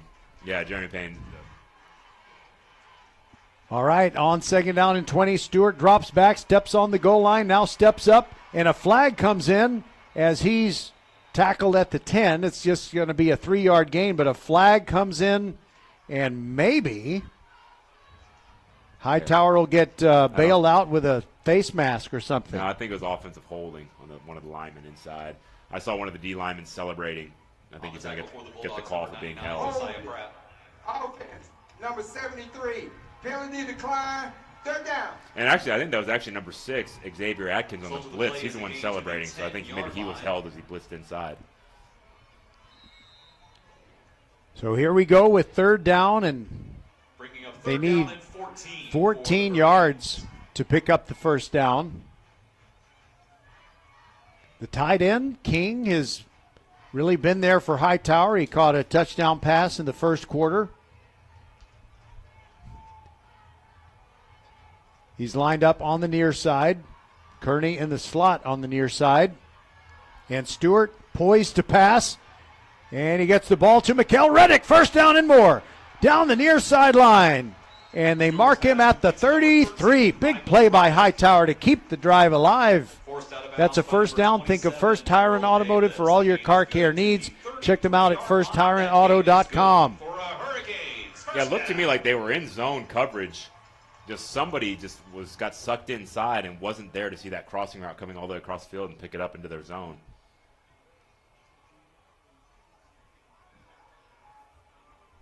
Hightower taking their time. They want to score before the half, but they don't want to leave a lot of time on the clock. Empty backfield as Stewart gets sacked on a late blitz. Atkins. Perfectly timed. Atkins got in there, and he's one of the leading sackers for this Bulldogs team. Back to the 25-yard line. That's a loss of 8. Yeah, it looked like he was shot out of a cannon, Roger. Atkins was in that Loss blitz. of 8 on the play. Brings up second down and 18. He's been really impressive from that inside linebacker spot. Hurricanes have been huddling, slowing the game down a little bit. Now another empty backfield situation, second down and 18. Stewart steps up, tries to get out of the backfield and can't. He's tackled at the 25-yard line. The Bulldogs, the quickness along the front is very devastating. In fact, Cortland Alexander, wait a minute, I think I have the wrong guy. Josiah Pratt. He just looks like he's so big he couldn't move so well, but he's kind of like Dalen Ellis. Two huge guys that are really, really nimble and quick. Yeah, and Xavier Atkins is starting to have an impact because he's blitzing almost on every play now. And what he does, 14-6 was the score. 14-6. So what he does is it's actually really, really smart. He kind of does a delayed blitz, right, where he lets the O-line settle into their protection, and then he comes and uses his speed to make up the difference. And you can tell that the Hightower O-line is wary of him now. And I think that's what happened there. They saw him coming on the blitz, came off a little early, and then neglected to block the defensive lineman on the interior, and it led to the sack. So was this a Summer Creek timeout? I was thinking maybe it is because they want to have a decent amount of time, presuming they get the ball back. That would make sense. And Hightower did, convert that 3rd and long a couple downs ago. See if they can do it again. They had a crossing route that time. See if they try that again. Summer Creek has been playing very disciplined football. They haven't really, committed that penalty that bails them out. But there's the pass over the middle of the tight end, King. And JoJo Stewart throws a dart. And it's a first down at the 47-yard line. King's the man that caught the touchdown pass earlier on. They really like working their big tight end across the middle of the field. 22-yard pickup and a first down. Clock running again now that they set the chains. 2.5 minutes to go. Throw to Kearney, near side, down the sideline, 25-20. He will go all the way for a touchdown. The Hurricanes score. It's a 53-yard touchdown pass to Zion Kearney.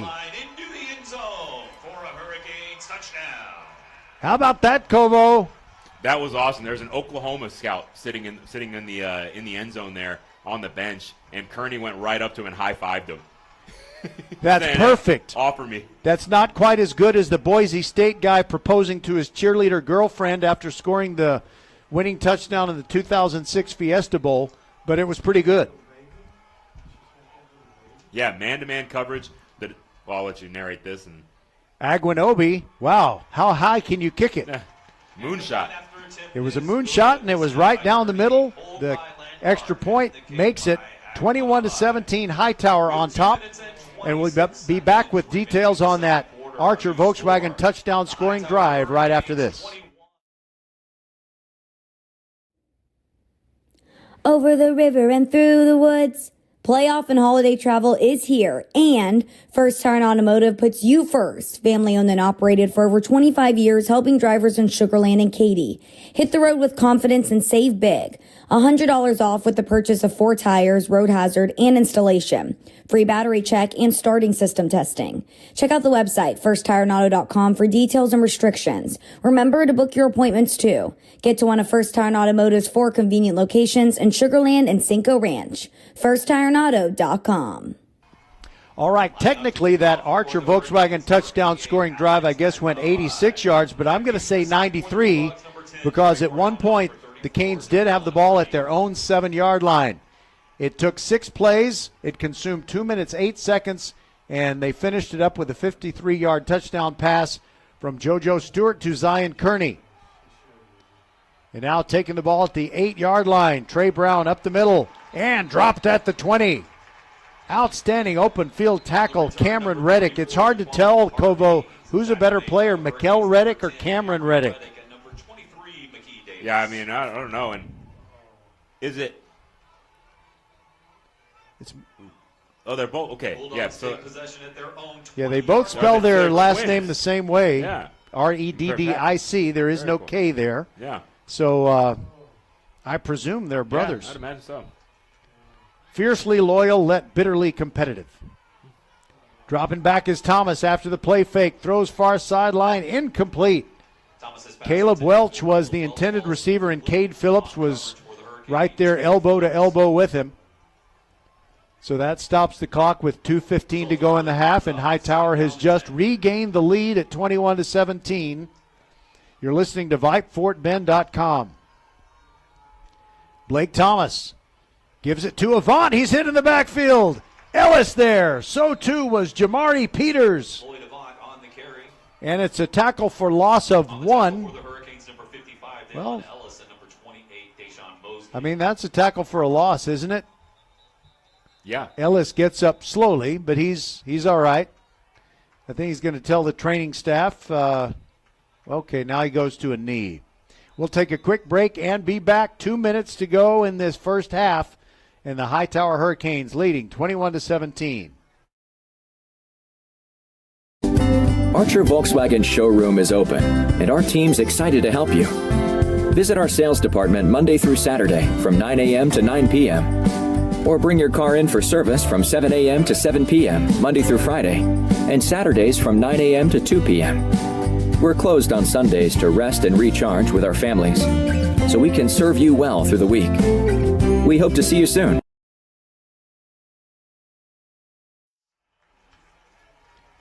So Dalen Ellis gets up and trots off the field. He actually wants to stay in, but I don't think he can, or the Canes would have to spend a timeout. They have only one left in the half. Well, he was getting up, and a coach instructed him to go down. And I didn't fully understand that because I don't know why Hightower would want to stop the clock. But I guess they wanted maybe a chance to have a free timeout to talk about what they want to do defensively on this third down. Maybe they're very confident that they can get a stop on this third down. Empty backfield as Thomas steps up. Plenty of time to throw, and the pocket collapses, and down he goes. He's sacked for a loss of 4.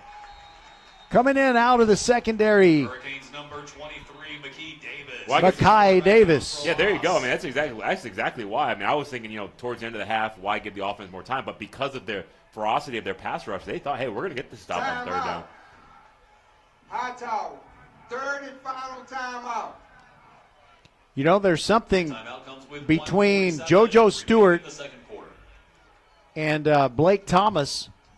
Both of them are very composed in the pocket. In fact, sometimes too composed when maybe they need to escape and they think they have more time. And there were a couple of times during last week's game where JoJo held the ball a little bit too long, and I think on that play, Thomas, as he waited for receivers to come open, stayed in the pocket too long. Yeah, this is such a game, momentum swings. It felt to me like Summer Creek was poised, kind of landing some body blows. They had the Canes backed up inside the 10-yard line. You had Atkins becoming very effective on his blitzes, but then that one throw, the beautiful throw there to Zion Kearney, who's kind of the lead alpha of the wide receiving core. And like I said, it was man-to-man coverage. So in man-to-man, you're going to have your cornerback on the inside trying to take away the slant. He kind of fell as he tried to make the tackle. Kearney was able to spin to the outside, and because it was one-on-one, no one else there, Kearney runs into the end zone for the big touchdown. All right, so Summer Creek is going to punt. Brian Mays standing at his 2-yard line. Little bit of a rugby-style kick, and he ran to his right. He's hit, and there's a flag down. The punt is a long one. It goes all the way to the 35-yard line. And they kill it at the 33. But, Kovo, if he runs 3 or 4 steps to the right, isn't he fair game? I know that if a punt snap hits the ground, you can hit the punter. Right. But apparently not. I mean, that's I'd have to speak with an official about that. But, I mean, to me, he was still in a punting posture. You know what I mean? He was not really attempting to run. He had the ball out in front of him as he was kind of working towards his right. So the real question is, did he get a piece of it? I think that's what, if I'm Coach Anthony, that's what I'm arguing is he was so close to blocking it that he might have been able to deflect it, and then, of course, you can rough the punter at that point. Personal foul. Roughing the kicker. Defense, number 23, 15-yard, first down. That's Makai Davis, and he came so close to blocking the punt. The ball spotted at the 31-yard line. First and 10, Bulldogs. That is disappointing. Hightower could have the football right now with 1.5 minutes left in the half, but now they got to send the defense back out there. 3-man front. And they allow Hightower to bring on a couple of players, and Thomas is going to throw on first down. Rushed to his right, near side, and he just flings it over the Hightower bench. Incomplete, 2nd and 10, and Makai Davis was all over it. Pursuit by the Hurricanes, number 23, McKee And Davis. Dalen Ellis is talking to Blake Thomas as they head back to the middle of the field for 2nd down. That's one reason why I've always wanted to go to the Tasso website, leave the broadcast booth, and go down onto the field as an official. I would just love to hear what they're saying to each other. It's not too late, Kovo. You can still do that. But you're too valuable up here. Screen pass to Avant. And he picks up about 7. Goes out of bounds at his own 38. That stops the clock with 1:17 to go. It'll be 3rd down and 3. Cade Phillips ushered him out of bounds. Also, Braylon Kizzy. Even as a head coach, though, Rogers, we're on the field, but we're wearing headsets. We're communicating to each other, so I never could hear what I'm saying. I've always wondered, I remember as a player things were being said, but I wonder if, the kids these days, I'd love to hear what they're saying to each other. On 3rd and 2, pistol formation. Avant carries over the left side. Gets the first down by a couple of yards. 4-yard gain. By the way, Kovo, I would like to be in on those officials meetings in the summer as they're preparing for the season. I'd like to see the list of words you can't allow players to say without getting flagged. That's a great question. Yeah, it's interesting. Thomas's pass complete to number 5, Caleb. I'm sorry, I should have been watching the field. They went quick, so just quickly. Quick out there. We were able to get out of bounds, stop the clock for a minimal gain. 2nd down and 6. Yards to the 47-yard line brings up 2nd down and 6. And that was a pass to Caleb Welch. He's been the most productive receiver for Summer Creek. 2nd down and 6. They have it at their own 47. 1:01 to go in the half. Rolling right is Thomas. Throws, and it's in and out of the hand. Should have been a catch near the 25 as he drilled it to Trey Brown, the freshman. It was just a little bit farther back than he wanted it, but I know what you're thinking, Kovo. You're thinking you've got to catch that. I think that one should have been a catch for sure. Maybe could have been slightly better placement, but it's a lot to ask for. You got your quarterback scrambling out to his right against that Hightower Hurricane pressure. I think you just got to help your quarterback out there make that catch. And again, Trey's a freshman. He's already had a big catch earlier for a first down in this game, and obviously the fact that he's out there shows how much the coaching staff believes in him, and Summer Creek's going to have to burn one of their timeouts up, one remaining. Yeah, they still had guys running around trying to get lined up. We'll take a break and be back. 53 seconds to go in the half. 3rd and 6 when we return. Have you heard? The Xfinity Mobile Black Friday sale is on now.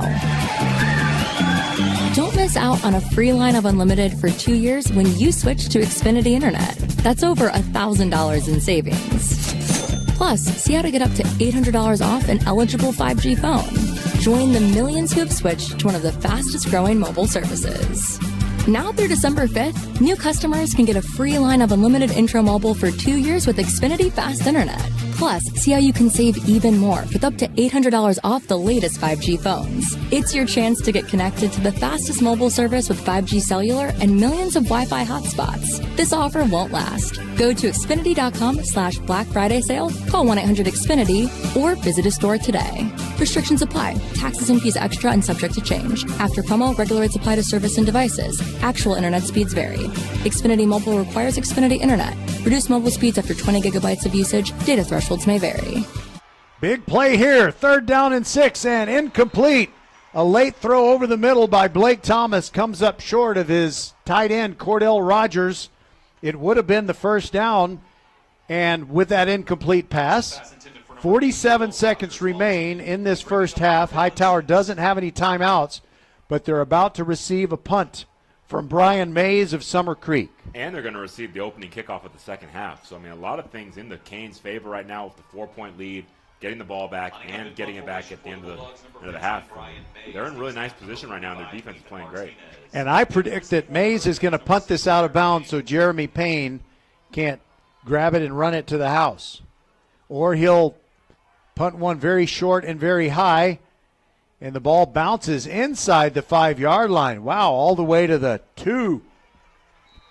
So Payne looked like he thought for an instant about maybe catching that on the first bounce, but the clock is already down to 33 seconds.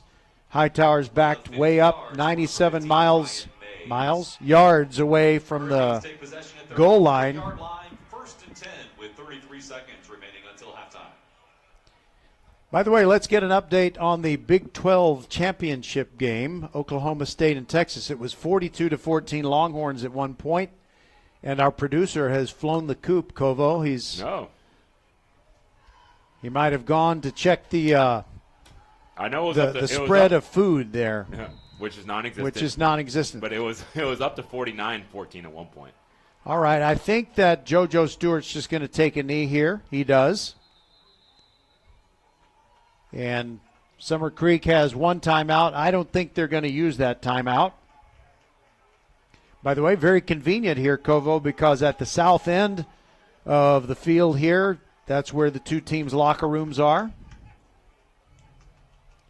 Didn't we do a game here together where Ridgepoint got eliminated by Atascocita? We did. It was a lightning delay game, steady rain throughout it. All right, and so the first half is over. Hurricanes lead at 21-17, and as Kovo said, they will get the ball back to start the third quarter. And we'll be back to let Kovo tell the story of how he made it here, and it was kind of iffy there for a while. We'll be back on VypeFortBend.com. Hello, I'm Gary Horn with Horn Solutions. We agree with energy analysts that the energy market has stabilized. We anticipate significant merger and acquisition activity. Good resources are scarce. Horn Solutions is positioned to assist you in accounting, finance, IT, and our staff can assist you with outsourcing, or we can supply you with resources to join your staff. Visit hornsolutions.net for details. Gary Horn is a highly successful businessman who has made a huge impact in people's lives, and he loves what he does for a living. That's a big reason why Gary Horn and Horn Solutions support Get a Great consultation service that will help you find a job you love, whether it's to make more money or get personal fulfillment in the career of your choice. Email them at getagreatgig@gmail.com or on Twitter at getgreatgigs. I'll never forget the day I decided to go out for the football team. Mr. Banks, the JV football coach and my history teacher, asked me to stay after class. I thought I was in trouble. He said, "Hey, Darius, have you thought about going out for football? I think you'd be great." Fact is, I never played football. Fact is, I never had anyone tell me I'd be great at something. So, with no experience at all, I signed up. And a week later, I padded up and was running drills on the field. I never was great, but playing high school sports was one of the greatest experiences of my life. I was accepted by my teammates, and I learned that when someone believes in you, you can believe in yourself. Encourage a student you know to take part in a high school sport. This message presented by the UIL and the Texas High School Athletic Directors Association. Archer Volkswagen showroom is open, and our team's excited to help you. Visit our sales department Monday through Saturday from 9 a.m. to 9 p.m. Or bring your car in for service from 7 a.m. to 7 p.m. Monday through Friday, and Saturdays from 9 a.m. to 2 p.m. We're closed on Sundays to rest and recharge with our families, so we can serve you well through the week. We hope to see you soon.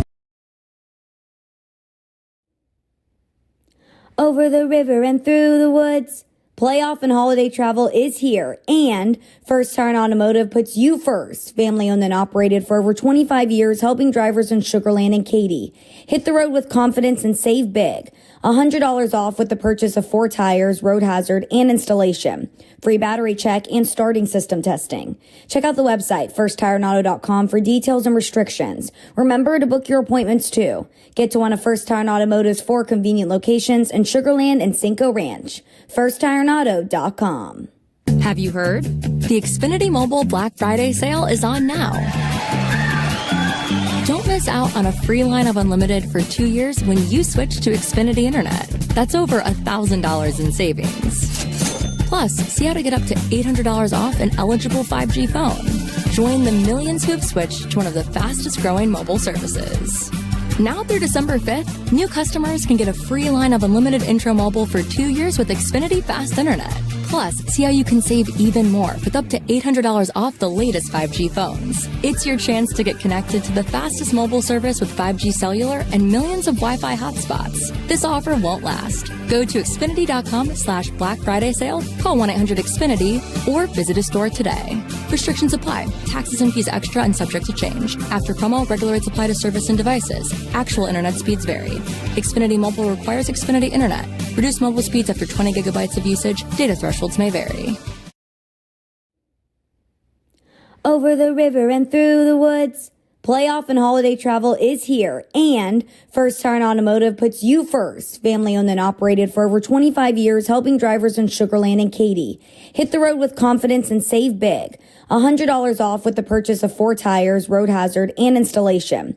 Free battery check and starting system testing. Check out the website, firsttireauto.com, for details and restrictions. Remember to book your appointments too. Get to one of First Tire Automotive's 4 convenient locations in Sugar Land and Cinco Ranch. firsttireauto.com. Archer Volkswagen showroom is open, and our team's excited to help you. Visit our sales department Monday through Saturday from 9 a.m. to 9 p.m. Or bring your car in for service from 7 a.m. to 7 p.m. Monday through Friday, and Saturdays from 9 a.m. to 2 p.m. We're closed on Sundays to rest and recharge with our families, so we can serve you well through the week. We hope to see you soon. Bulldog fans of all ages, it's the moment you've all been waiting for. We are proud to present the Summer Creek High School Marching Band with special You here at Cy-Fair FCU Stadium, and halftime Hightower leads the Summer Creek Bulldogs. And Kovo, I wanted to share some statistics from the first half quickly, and then we can hear about your special story of going to a great game, a playoff game in Oklahoma last night, and making it to this game. So, in first down, Summer Creek has more than Hightower, 12-8, and they've outrushed them 89 yards to 17. But the passing yards, that's what's making the big difference. 222-81 for Summer Creek. Total offense, Hightower has outgained the Bulldogs 239 yards to 170 yards. The penalties are 5 of those for 52 yards, and they have only had 1 penalty on the Summer Creek side, 1 penalty for 5 yards. Turnovers, JoJo Stewart was hit as he was setting up to pass, and that's the only turnover thus far. Thomas passing has been 8 for 16 and 81 yards total, and his longest completion was 25 yards. Stewart is 8 out of 11, 209 yards passing, and 74 was his longest one. And he's already thrown 3 touchdown passes. So Joseph Stewart has shown that it's not a one-man team. We're not just handing the ball to Jeremy Payne over and over. By the way, Payne has thrown 2 passes and completed both of them for 13 yards. I guess his longest one was 16, which tells me he completed 1 for 13 and threw 1 for a 3-yard loss. Yeah, All right. It doesn't feel like, to me, Payne has been getting any yardage like conventionally from the running back position, right? I mean, I feel like it's all been through the air or jet sweeps to wide receivers, like really nice just mixture of ways to attack by the Hightower offense. Lloyd Avant has come up with 83 rushing yards on 18 carries in the first half, and Blake Thomas, they've said before the game in our countdown to kickoff show, Cornelius Anthony, the head coach of the Hurricanes, said they want to keep Blake Thomas in the pocket, and they've done that because he's rushed 6 times for only 6 yards. Mikael Reddick is actually the leading rusher for the Hurricanes with 18 yards on 2 carries, both jet sweeps. And Payne, 3 rushing attempts for 3 yards, but where he has hurt the Summer Creek Bulldogs is catching passes. Caleb Welch has caught 3 for Summer Creek. Cordell Rogers, 2 receptions, and Trey Brown, 2 receptions also. And Jeremy Payne, 3 catches for 78 yards and a touchdown. And Shane King caught a touchdown pass. He's the tight end. That was the first touchdown. 3 catches for him for 55 yards. And Zion Kearney, 2 catches for 69 yards and a touchdown. So it's that Hightower passing attack that has really been very impressive. So tell me about your brother, where he coaches high school football in Oklahoma, and what they were up against, and then what you were up against in travel. Yeah, so my brother's a defensive coordinator at Kiefer, Oklahoma, small town outside the Tulsa area, and he's the defensive coordinator on a 13-0 team. They advanced all the way to the state semifinals. And I actually need to be in Oklahoma for work last week for my job selling beautiful Daktronics video boards, which actually is this is a Daktronics site here at Cypher FCU Stadium. I knew there was something I like about these scoreboards. Oh yeah, and so anyway, I was working and I was like, hey, I'm already in town, and I was like, the game's Friday night. I'll just stay an extra night and leave Saturday morning, and that's what I did. And I went out to his game. They're playing Millwood, which is a storied program out of Oklahoma City. So this is a team actually from the big city. They had a larger roster than my brother's team, and really it felt kind of like David versus Goliath. Their top receiver is going to OU. Oh, really? Wow. Pretty top flight player. So he'll be friends with Zion Kearney. Yeah, but that's where he's going. Yeah. I didn't know that. Yeah, so he's going to OU. So Kearney's committed to OU and high five the OU coach. Okay, I didn't know that. I did not know that part of it. But yeah. Anyhow, the Kiefer, who was the heavy underdog coming into the game, they led the entire game for the most part. It was about 90 seconds to go. Millwood scored to go back in front, 28-22. Kiefer does a really nice 2-minute drill. They score with 12 seconds to go to tie the game. They kick the extra point to get a 1-point lead. They're on the 12 seconds ago, the coach instructed the kicker to kick it out of bounds. He kicks it right to the guy going to OU. He returns it all the way back for a touchdown with 0-0-0 on the clock. Right, so dramatic loss. Really proud of my brother and his team. Great season, but at the end of the day, I think if you played them 9 times out of 10, they would probably beat you 10 times. But the one time where you had a shot to win it, it was right in your grasp. Didn't quite happen, but really proud of those players and the coaching staff. But anyhow, so it was a late night, staying with my brother and his wife, and so we had to drive back home after the game. So by the time my head hit the pillow, Roger, it was about 12:30 at night. I woke up at 4 a.m. to head to the airport, and then I was on the airplane at 6, arrived here this morning, hung out with my son Bo and my wife Christine for a little bit before heading up here to join you. But it was funny, my wife was giving me a hard time. She was like, I don't know how Kirk Herbstreit does it. He called Thursday night NFL football, and then on Friday he was in Las Vegas for the Pac-10 or Pac-12 championship game, and now he's in Atlanta for game day. And I said, hey, Herbstreit don't have anything on me. And I said all that. I said, hey, I went to bed at 12:30. I was up at 4 a.m. I was on an airplane at 6, and I had to fly commercial. I don't have a private jet, jetting me around and taking me to these games. And I said, I screamed every single play last night. Every single play that Kiefer's on defense, I was screaming. Because that's just the way I did the same thing for Michigan, Ohio State. That's just the way I am when I'm in fan mode. I try to make as much noise as possible to help the defense. And so I said, I will dig deep on 4 hours of sleep and join my good friend Roger Smith and hopefully catch a good game. And boy, has this game delivered. Yes, and I'm sure Christine's not listening right now, but I want to say thank you. If just pass that on. Yeah, I will.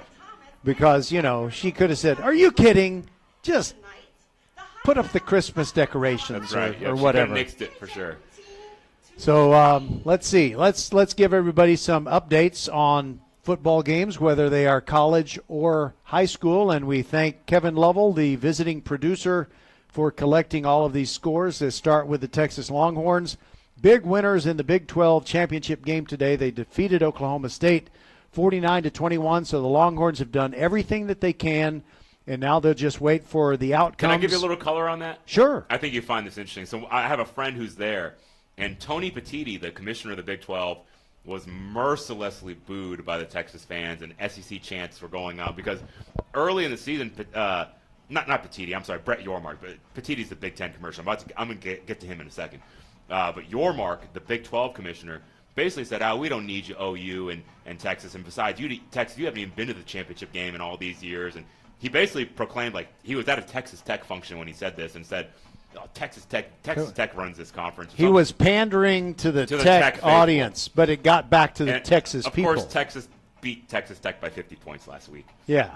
I just think sometimes it's best not to poke the bear. And we kind of saw this today, right? You mentioned the broadcast you saw where a Summer Creek player was kind of poking the bear of Hightower a little bit. Brett Yormark tried to poke the bear of Texas. Bad move. Texas, class of the conference. They head out with the last Big 12 title, and they head off to the SEC with a chance of SEC raining down. Now for Tony Petitti, I won't get into all of it with the whole sign-stealing thing, caved to the pressure of the other Big 10 coaches and suspended Coach Jim Harbaugh for 3 big games against Penn State, Maryland, and Ohio State. So Michigan wins all 3 of those games without Coach Harbaugh, and if Michigan is able to win the game tonight against Iowa, a very game Iowa opponent, I imagine it's going to traditionally the commissioner hands the trophy to the winning head coach. Can you imagine the man that just suspended you? And don't forget, Harbaugh had a self-imposed suspension for 3 games at the beginning of the season. Harbaugh's missed 6 games out of 12 games this season. And if they win the title, I just can't wait to see Tony Petitti handing the trophy to the man that he suspended in the 3 biggest games of the season and levied the suspension without the decency of giving you a call to say you're suspended. Harbaugh found out about the suspension when he got off the airplane in Happy Valley. I mean, literally, when they took off, he was still the head coach. And then when they landed, he was suspended.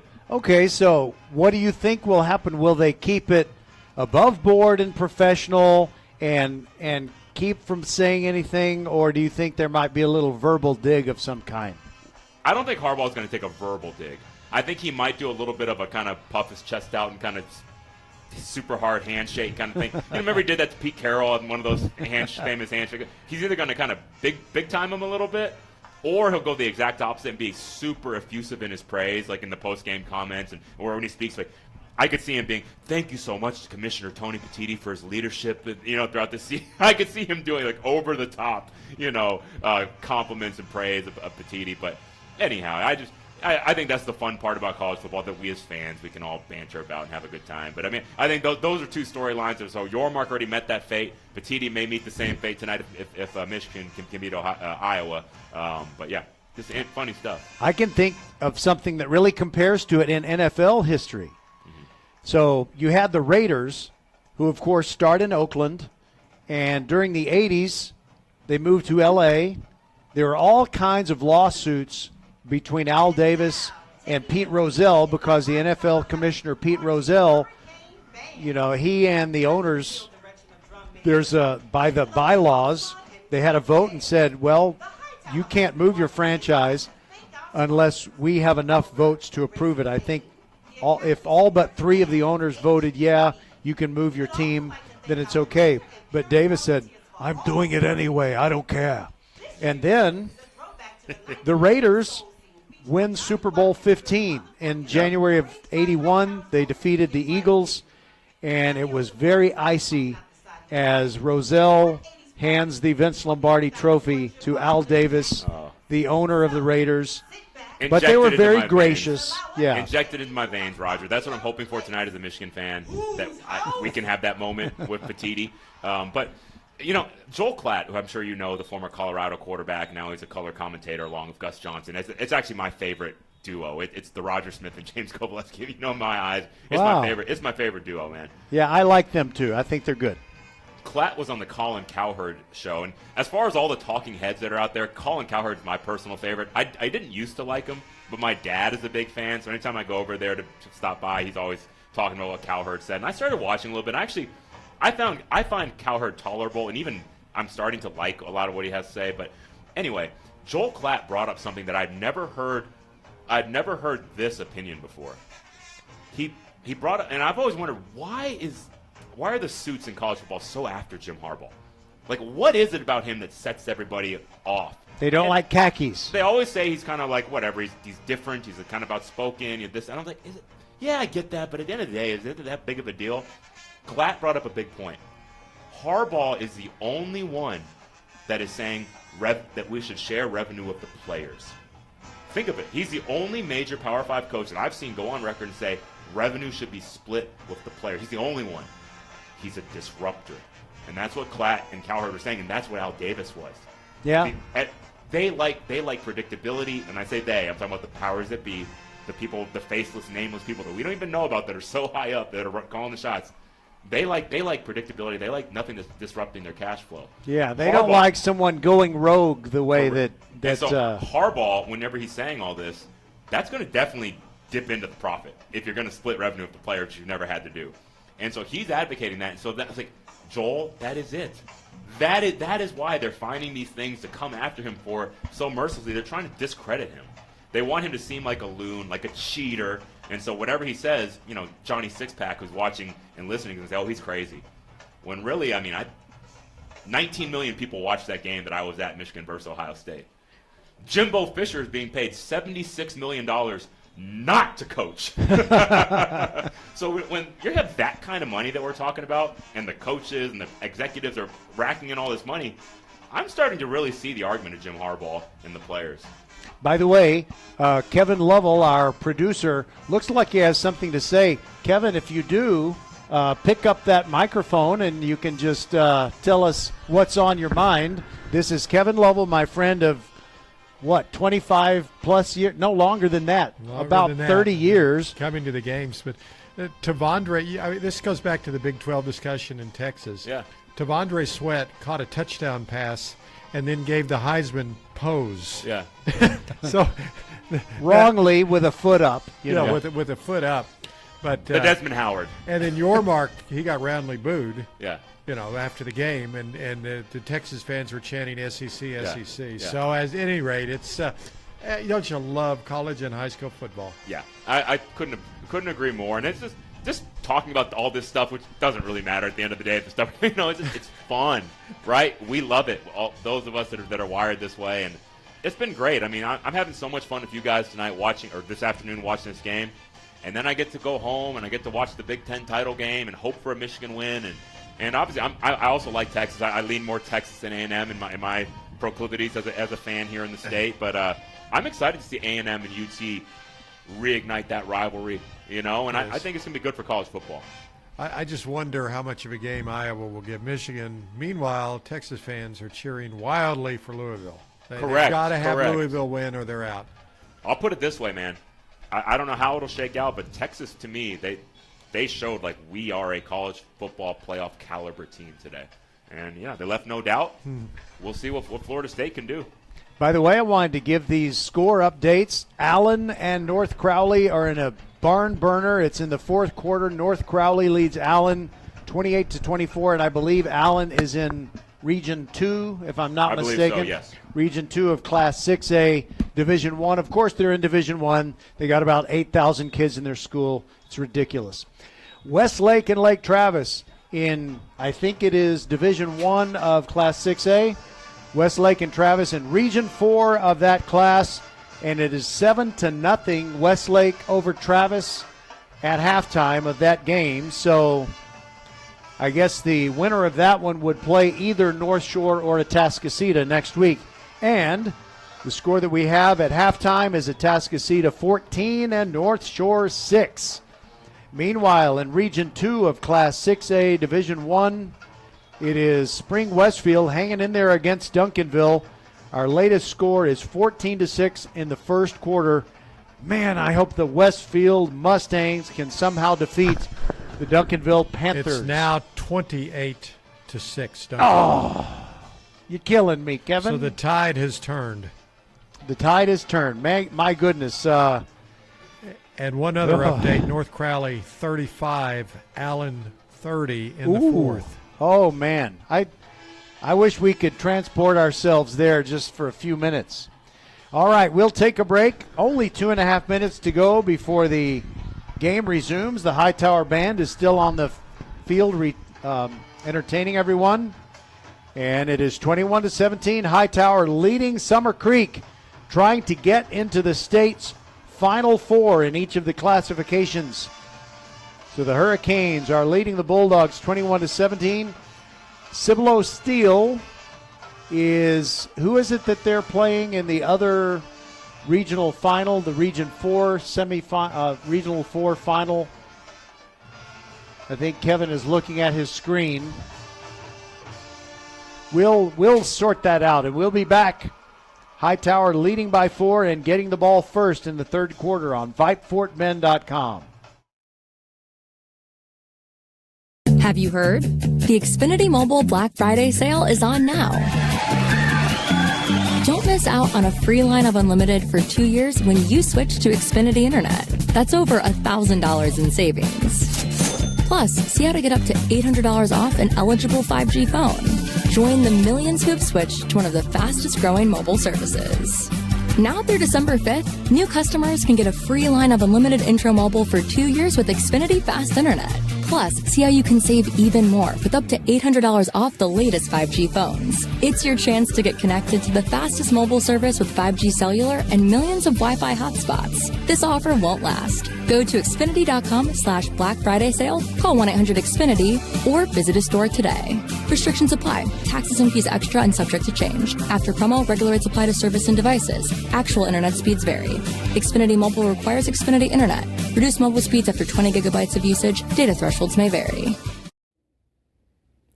Over the river and through the woods, playoff and holiday travel is here, and First Tire Automotive puts you first. Family owned and operated for over 25 years, helping drivers in Sugar Land and Katy. Hit the road with confidence and save big. $100 off with the purchase of 4 tires, road hazard, and installation.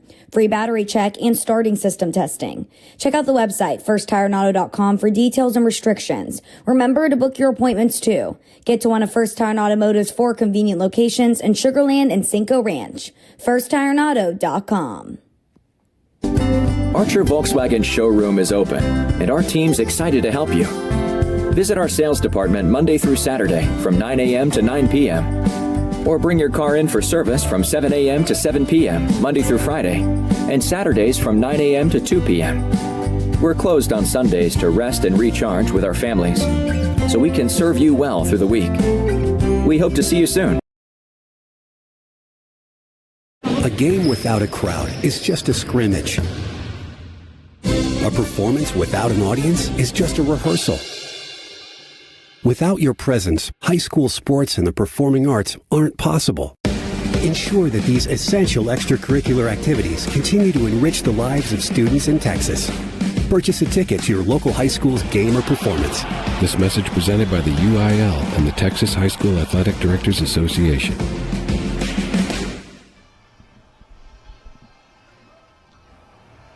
Attention football fanatics, don't miss out on the opportunity to be a part of Texas football history, where dreams are realized, legends are born, and unforgettable moments unfold before your very eyes. Mark your calendars for the UIL State Football Championships, December 13th through 16th at AT&T Stadium in Arlington, where the best teams from 6-man to 6A leave it all on the field in the hopes of being champions. For the latest updates and ticket information, head over to uiltexas.org/football. Again, that's uiltexas.org/football. And the Hightower Hurricanes are well positioned to earn a spot in the Final Four and get one step closer to those UIL football championships.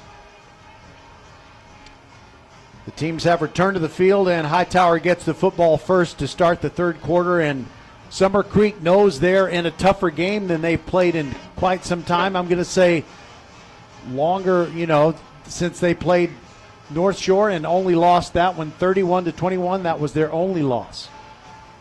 Yeah, the Canes have really answered the bell, so to speak. They've been very impressive. Like I said, there's been so many momentum swings. Right when I felt like the momentum was squarely going back towards Summer Creek, of all those blitzes from the inside linebacker Atkins up the middle that were causing so much distress to the Canes offensive line, they answer with their OU commit, the big receiver number 4, Zion Kearney. And it's been big play after big play for Hightower. And Kearney is back with Jeremy Payne to receive this third quarter kickoff. Wow, what if the Canes got up by 2 scores? That would be something. I don't know. That's kind of my read on it, Roger. I don't know if you feel the same way, but it feels like Hightower's been able to just get the bigger plays, whereas maybe Summer Creek's have been a little more methodical, not able to bust off some of the big ones. And here's the Brian Mays kick, and it's going to go off of Kearney's hands into the end zone. He does not have to run it out. Payne knows that and rushes over and picks up the ball and takes a knee. So it'll be a touchback. So that's something that not a lot of players know, that the impetus of the kick, if it goes off their hands, if they touch it on, not in the end zone, and the ball continues into the end zone, they don't have to bring it out. But Payne did need to kneel it, though. He did need to take a knee, yes. Where Payne, because Kearney was not going to go kneel that. So had Payne not kneeled that, Summer Creek could have fallen on that in the end zone for a touchdown? Is that? Yeah, I believe. I'm not 100% clear on yeah, the rule. I think if it was a live ball, if the Hurricanes, one or the other players hadn't jumped on it. Irregardless, great job there by Trey Payne. He's being knowledgeable, listening to us.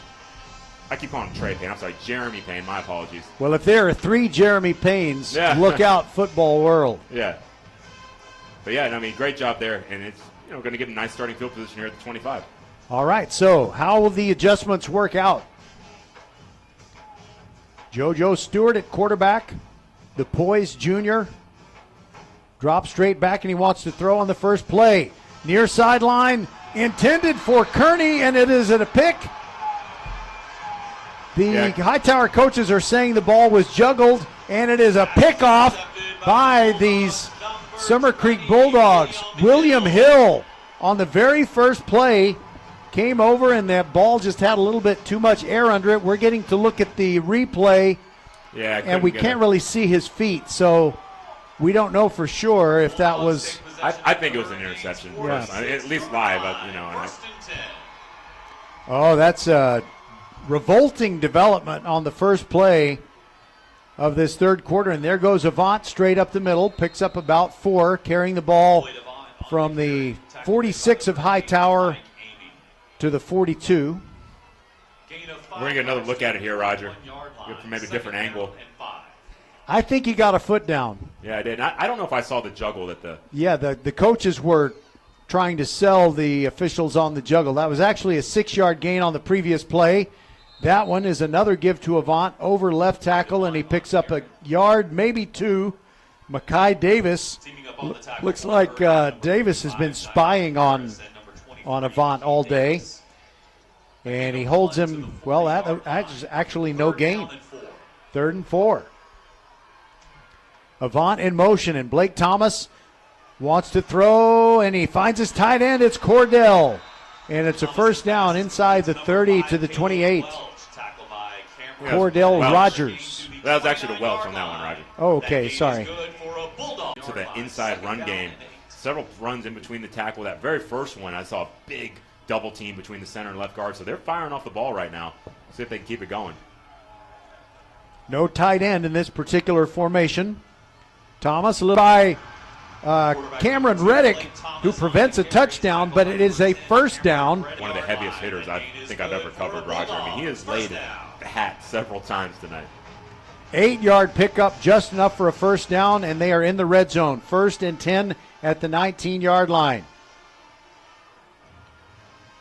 Thomas, stretch play to Avant, running right, and he gets 1 yard, and that's it. Makai Davis, wow, he's been impressive today. Yeah, had everybody blocked except for Davis, the inside linebacker. But yeah, on the play before that, the advantage whenever you run a quarterback counter play, it adds another blocker, right? Because now the running back becomes a blocker for the quarterback. And so I really like that play design. I like the decision to try to use Blake Thomas's feet here in a must-win situation. 2nd down and 9 after that 1-yard pickup. Here's a quarterback draw again, running left, looking for daylight. Davis hits him first. Did he go down?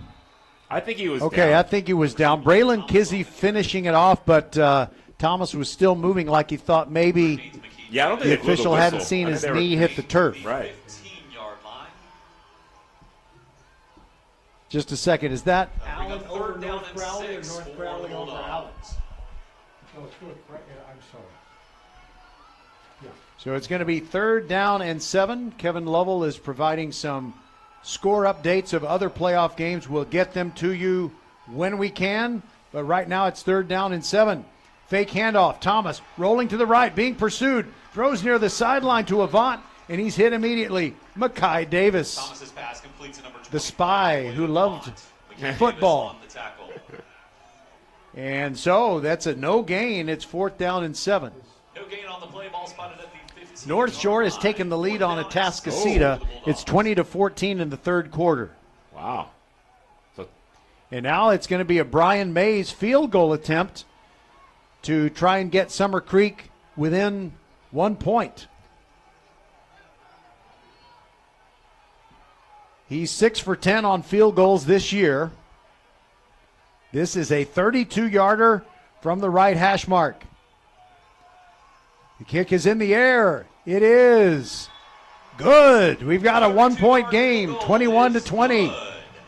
7:50 to go in the third. This is VypeFortBend.com. Hightower Hurricanes leading 21-20. Have you heard? The Xfinity Mobile Black Friday sale is on now. Don't miss out on a free line of unlimited for 2 years when you switch to Xfinity Internet. That's over $1,000 in savings. Plus, see how to get up to $800 off an eligible 5G phone. Join the millions who have switched to one of the fastest growing mobile services.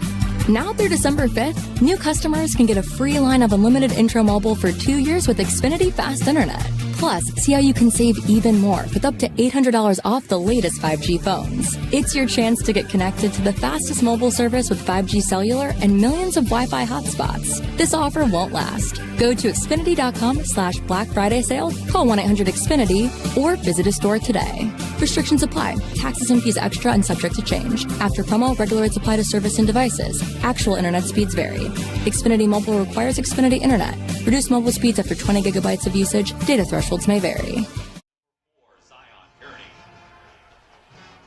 Kearney and Payne deep to receive the kickoff of Brian Mays. It's a 21-20 game. Hightower on top of Summer Creek. And the ball goes into the end zone. 1st and 10 at the 25-yard line. Here are some scores. North Crowley still leads Allen in Class 6A Division I Region 2, but only by 42-37. That game's still in the fourth quarter. Austin Westlake leads Lake Travis. That's 6A D1 Region 4 final, 14-0. Westlake over Lake Travis in the third quarter. North Shore has scored 20 straight points, and they lead Atascocita 20-14 early or mid-third quarter, and Spring Westfield just can't hang with Duncanville. Dang it. 35-6. The Panthers are on top in that one. So JoJo Stewart, his first pass of the third quarter was an interception. He's going to throw on first down here. Stepping up. No, he's going to run it.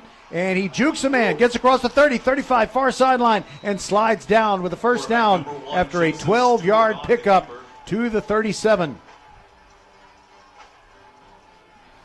Man, great pursuit there by that inside linebacker we've been talking about all night. Xavier Atkins make the tackle. First down. Stewart claps his hands together, fakes to Payne, throws to Mikkel Reddick, gets outside the numbers, gets across the 45 to the 49. 12-yard pickup and another first down. The Bulldogs, number 24, Jalen Carter, and number 3, Brandon Jones. Jalen Carter's a great tackler for Summer Creek, but we haven't heard too much from him this afternoon. New line of scrimmage is the Hightower 49. Third play of the drive. Give to Payne, spins away from the first tackler, and he picks up about 4. Good vision there as we saw Kyron Duhan track him, and he kind of destroyed Jeremy's momentum. It's just so odd. I feel like we've seen so little of the traditional just handoff to Jeremy Payne. And, you know, I just think that's so cool that Hightower's been able to construct an offensive game plan that didn't feature just, your traditional inside handoff to Jeremy Payne, right? They found other ways to get the ball on the perimeter and do a really good job.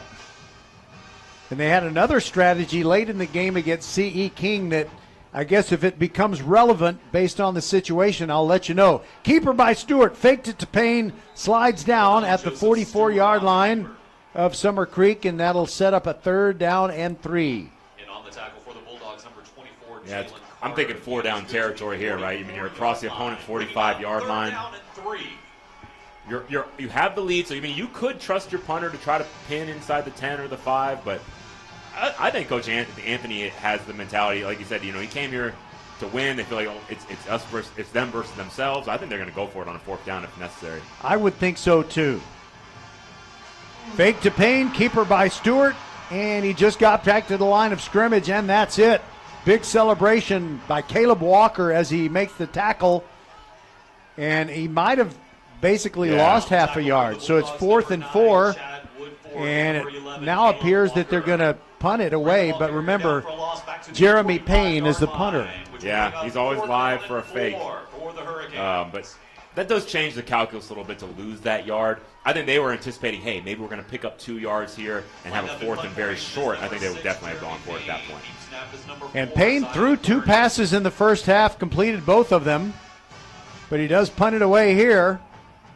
Fair catch called for and made at the 14-yard line. I think that was a good move by Brandon Jones, because if he had let that go, it might have died inside the 5. Yeah, I agree. Bulldogs take possession from their own 14. And the touchback on a punt is only the 20-yard line, I believe, if I'm not mistaken. Yeah, that's right. So, that's right. You know, it's only sacrificing 6 yards of field position if you did think it would go into the end zone. So I agree with you.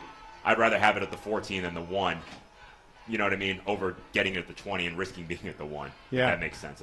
That was a word salad I did right there. But that's okay. I like salad. It's pistol formation, and a give to Avant, bouncing outside, trying to get around the pursuit, and he picks up a couple of yards, ushered out of bounds at the 14-yard line. Makai Davis, great play and great sportsmanship, actually helped up Avant. I don't love the decision there from Avant because, again, the Hightower, to me, getting to the perimeter on them, that's the road less traveled. You know, and I think trying to bounce on them, it's going to be really hard to turn that corner on them. They did a good job. And I gave him credit for 2 yards, but it was actually just 1. So it's 2nd down and 9 from the 15. Blake Thomas looking at the defense. Fakes to Avant. Looking to the far sideline. And he's got his man. First down catch at the 27. And a pickup of 8. Caleb Welch makes the catch, and it moves the sticks. It's a first down. Think of First Tire and Automotive for all your car care needs. Check them out at firsttireandauto.com. It kind of 1 like, point game. Sorry. I'm sorry. No, go ahead. 1 point gain. Summer Creek down. There goes Avant running left. Hit. No gain. Braylon Kizzy says, I don't think so. And Gavin Abear helped him out as well, the big sophomore. 2nd and 10. It kind of feels like Welch is their top wideout. You know, I feel like they targeted him quite a bit tonight, and then Hightower just made a sub there. They took a defensive lineman off the field to add a linebacker, so they're going kind of into a nickel look here. So it's a 4-man defensive front.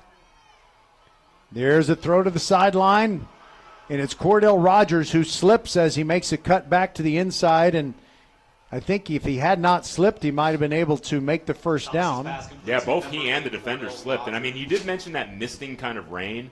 And while it's not raining, I do think that it appears slick. I mean, we've seen a couple guys lose their footing, especially when they're asked to make a tackle one-on-one like that. That's how Kearney scored his touchdown. 3rd down and 4. And Hightower needs a stop, and they do stop Avant.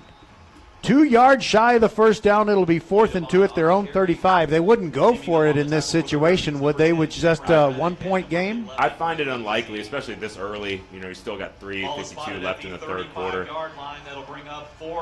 They're leaving the offense out there. Maybe they'll try to get him to jump. It's the old hold your water situation. He's offsides. The defensive end's lined up offsides if they want to snap it right now. Now he backed up. That was a good point you made, though. I think he was offside for sure. And they're just letting the play clock tick down. It's now at 6. 4. They'll never get lined up. I think they're purposely doing this. I think they're going to just take the timeout. Or even see what they did. Well, Coach Kenny Harrison was right in the ear of the official and said timeout. So they will bring on the punting unit now. They were just trying to see if Hightower might jump. 5 yards. Delay of game. They didn't actually call the timeout. They would rather save the timeout and give up the 5 yards. Yeah, I mean, that is traditionally done more so like whenever you have more positive field position and maybe you're actually taking the 5-yard penalty to give your punter more room to try to pin it. It's kind of unusual to do it when you're backed up in your own territory. Lining up in punt formation is number 15, Brian Mays. Deep snap. Brian Mays to punt to Jeremy Payne, who's standing at his own 35. Oh, they got nobody on this. They could throw to the. Okay, now they got to cover it down. They got yeah. Cameron Reddick comes over and Mays gets the punt away. It's a spiral, and Payne drops it at the 25 and goes to his knees and recovers it to save the precious possession. Oh, my goodness. Precious. That would have been disaster. Great job there by the deep snapper. Ethan Martinez was the first man down, able to kind of put a little bit of pressure there, perhaps contributed to Payne muffing the punt.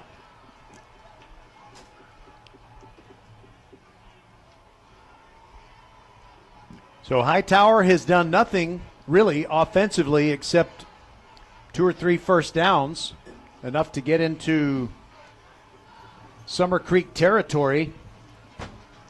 So they need to get some more points on the board. They lead at 21-20 with 2:56 to go in a fast-moving third quarter. Stewart claps his hands together, fakes to Payne, throws it to his tight end. King jumps over a tackler, gets across the 25, and he only ends up getting a yard or 2. Stewart's pass complete to number 18, Shane King. Tackle on the play by the Bulldogs, number 3, Brandon Jones. All right. Could have been Brandon Jones. I guess it was. Gain of 1 to the 27-yard line. Second down and 9. The thing, Roger, that I like best about Hightower's offense is how well they get the ball to the perimeter. They use every inch of the field. Correct. Second down and 9, and Stewart to pass, steps up, throws over the middle, finds King. First down at the 41-yard line. 14-yard strike. He threw a dart over the middle, and King waits for one of his teammates to help him up. Big Jaden McAllister, the 6'4", 290-pound offensive tackle, came running over to help him up. I love seeing that. And King is going to limp off. I think he'll be back, but right now he just doesn't. He's not the right guy to be out there running out for passes. And Cade Phillips comes in, and I presume he will line up where King was. Hightower usually doesn't use the traditional tight end right outside the tackle. Fake to Austin Bowen. Throw to Jeremy Payne. Numbers on the near side. Fighting across midfield. Still going. Near sideline and wrestled out just inside the 35. Jeremy Payne has been killing Summer Creek, not so much as a running back, but as a receiver. Agreed. Kind of that new age running back that's kind of across, like Jahmyr Gibbs in Detroit from Alabama, right? Just kind of hybrid receiver running back type. That's Jeremy Payne for sure. 32-yard line, fake to Bowen. Same play, but in and out of the hands of Jeremy Payne. I jinxed him. That was a broadcaster curse right there. I was just bragging on his hands. That was one he could have caught, but I mean, hey, with the performance he's turned in, I'll take a drop every now and then. I mean, he's been phenomenal tonight. Result of the play brings up second down and 10. By the way, Hightower has another guy, Ashford Landhart. He's got really good hands. Maybe not the speed and moves of the other receivers, but if Stewart wants to target him, Landhart is a very reliable receiver, and he's split out wide to the right. There are 3 receivers on the near side. Dropping back as Stewart throws for King, and it's in and out of his hands. He was hit hard. He didn't catch it clean. If he had been able to catch it and just tuck it right away, he would have been in better shape. But Brandon Jones kind of wrapped up his feet. They're going back to the same series of plays, right? Throwing the perimeter screens, having King run up the seam. I mean, I kind of like that. I do believe you have to have some bread and butter that you execute at a high level, and if it ain't broke, don't fix it. However, the drawback to that is you can tell the Summer Creek defenders are starting to feel it, right? When they see King going up the seams, they're responding faster. Might be time for a trick play, but right now it's conventional. Stewart throws near sideline. Incomplete. Zion Kearney and the Hightower players are asking for an interference call. No flag is coming, and it's going to be 4th and 10 at the 32. I think it's the right call because it was uncatchable, in my opinion. I thought it was too high to be catchable. Being at a game last night as a fan, the fans were merciless on the officials. Wow. Just constantly calling for holding, like every single play, making comments about how, it's like this every week. It's us versus the other team and the officials. Like, I really can't stand stuff like that. Yes, as a fan, there were a couple calls where I questioned the call, but I would do it for 5 seconds, and then I would just move on to the game. So, just standing up for officials here. And people ought to try to be an official. It's not easy. Before we get the snap, we get a Hightower timeout. We'll take it with them. 21-20, the Canes lead. 1:16 to go in the third. and they'll have a 4th and 10 at the Summer Creek 32 when we return. Archer Volkswagen showroom is open, and our team's excited to help you. Visit our sales department Monday through Saturday from 9 a.m. to 9 p.m. Or bring your car in for service from 7 a.m. to 7 p.m. Monday through Friday, and Saturdays from 9 a.m. to 2 p.m. We're closed on Sundays to rest and recharge with our families, so we can serve you well through the week. We hope to see you soon.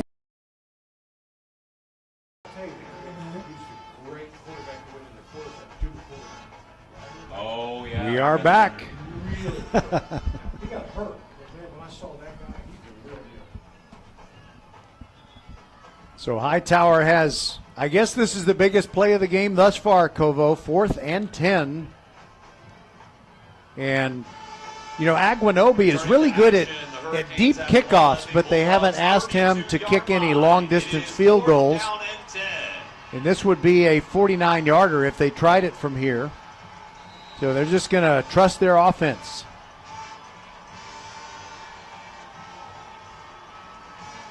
Mikael Reddick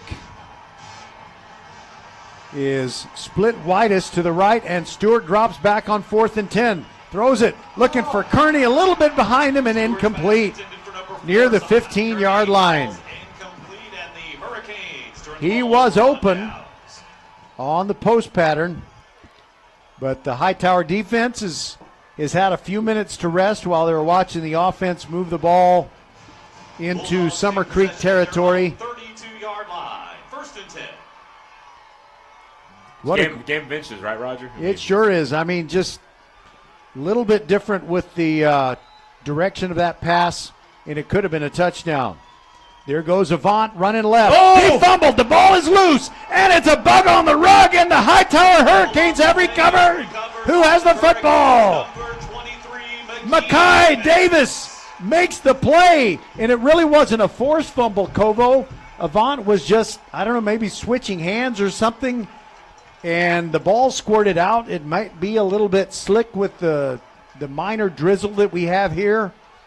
But what a break for the Canes. They have it at the 30-yard line. So one play after the 4th and 10 fails, they get the ball back. That's tough, but I mean, obviously Lloyd Avant, he's your go-to guy, right? So I mean, you got to quickly forget that one. I mean, he's the guy that got you to this point, and so I think he'll just have a next play mentality and come back okay. But that was a monumental momentum shift right there.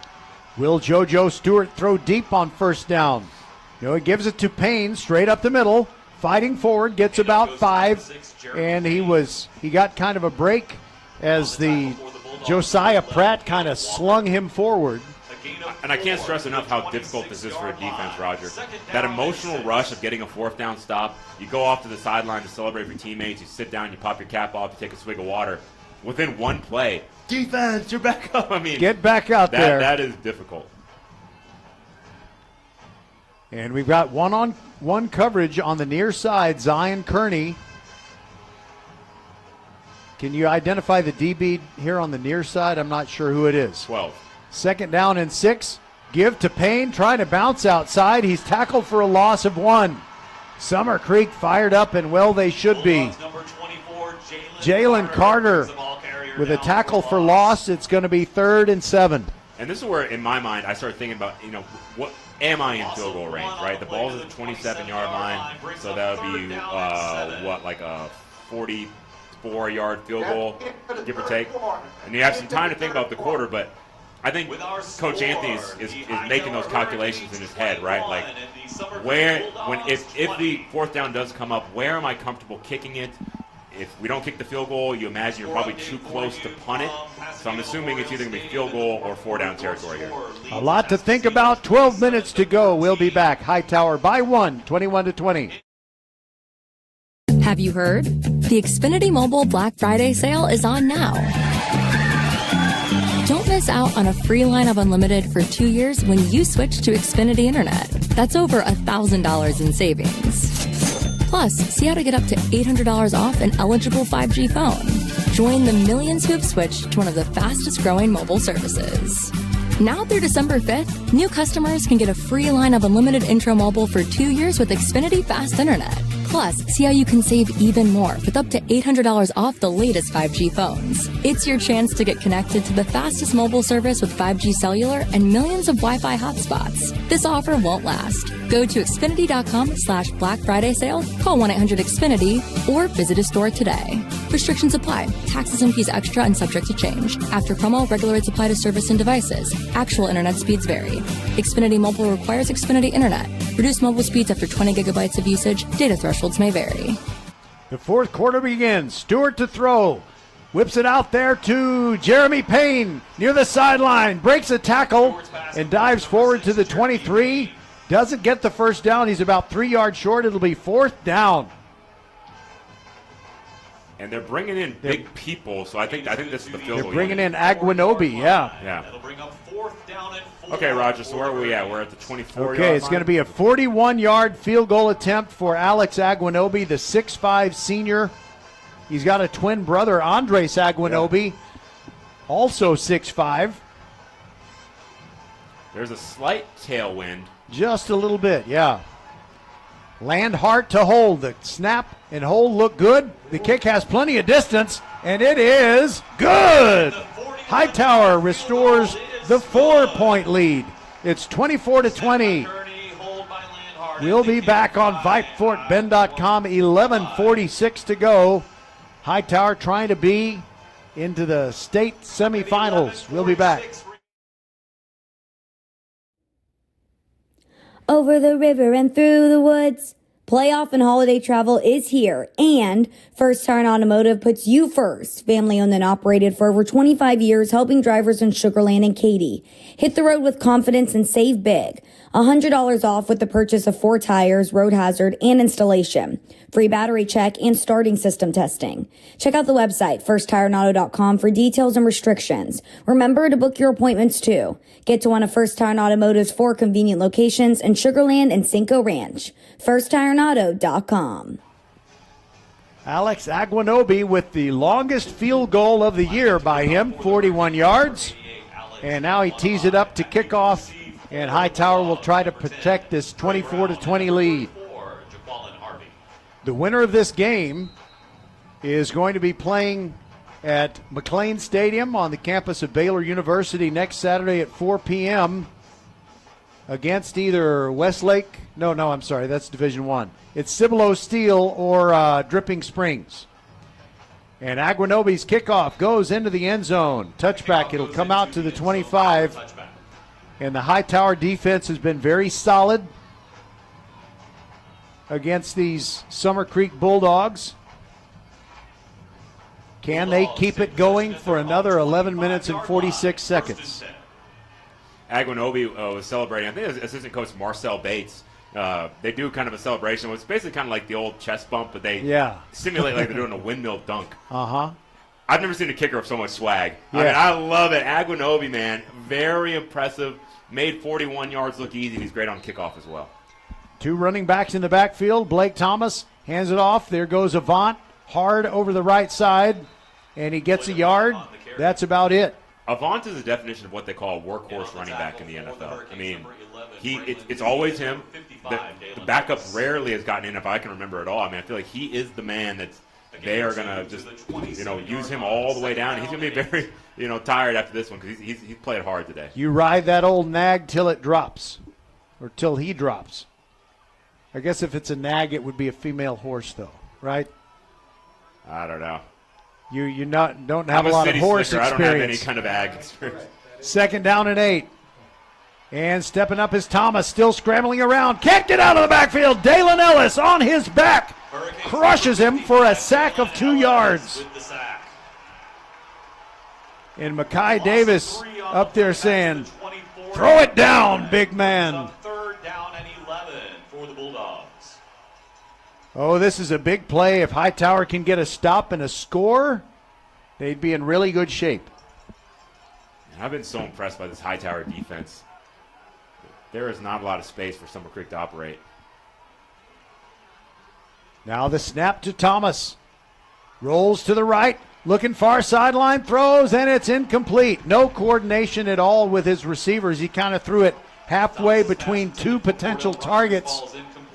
And it's going to be time to punt. No decision to make here with 10:22 to go on 4th and 11 from their own 19. I thought that was a good job by number 3, Keelan Fountain. He did a good job getting underneath that route, and I think that's what kind of forced Thomas to airmail that a little bit because you could see the defender kind of coming underneath that route. Fountain with a big interception last week in the win over C.E. King. Now the snap to Mays, and it's almost blocked. Driving in there was Cameron Reddick, and now the ball bounces. It's going to be a pretty good punt after the roll. Jeremy Payne choosing not to pick it up. I think that's a pretty good choice. And the dies at the 23-yard line. Yeah, that's the right choice. I mean, you never like to sacrifice field position. Of course, yeah, you wish you would have fielded that, but at the same time, what you cannot do is turn the ball over. Your defense is playing so well. In my opinion, even if you do sacrifice 15 yards on the roll and you have to punt it away, I really trust your defense. I think Hightower's in a nice position now where, yes, of course they're trying to score, but they have no problems punting, playing field position, trusting the defense, because the defense is playing excellent at this moment. That was a 52-yard punt by Mays, and they mark it at the 24-yard line. That's where the Canes take over, leading 24-20. Stewart's going to throw on first down. No, gives it off under. Draw play to Payne. Gets across to the 35-yard line. Breaking tackles, pushing tacklers. Takes it to the 40-yard line, and a pickup of 16 on the first play of that drive. And we have a Summer Creek Bulldog who looks like he's suffering from cramps. He's kind of reaching out for the foot. Officials timeout. Officials timeout. We will take a break on VypeFortBend.com. 10:01 remaining. Canes up on Summer Creek by 4. Have you heard? The Xfinity Mobile Black Friday sale is on now. Don't miss out on a free line of unlimited for 2 years when you switch to Xfinity Internet. That's over $1,000 in savings. Plus, see how to get up to $800 off an eligible 5G phone. Join the millions who have switched to one of the fastest growing mobile services. Now through December 5th, new customers can get a free line of unlimited intro mobile for 2 years with Xfinity Fast Internet. Plus, see how you can save even more with up to $800 off the latest 5G phones. It's your chance to get connected to the fastest mobile service with 5G cellular and millions of Wi-Fi hotspots. This offer won't last. Go to Xfinity.com/Black Friday sale, call 1-800-XFINITY, or visit a store today. Restrictions apply. Taxes and fees extra and subject to change. After promo, regular rates apply to service and devices. Actual internet speeds vary. Xfinity Mobile requires Xfinity Internet. Reduced mobile speeds after 20 gigabytes of usage. Data thresholds may vary. Kyron Duhan of Summer Creek is walking off the field. It appears he has some leg cramps. I'm sure he'll get a chance to get back in the game. But it's 1st and 10 for Hightower from their own 40 with 10 minutes to go, and they have restarted the clock now that the ball is ready for play.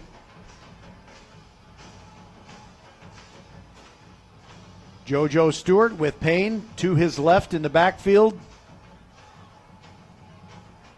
Slight wind behind the Hightower Hurricanes as they play in this fourth quarter, leading 24-20.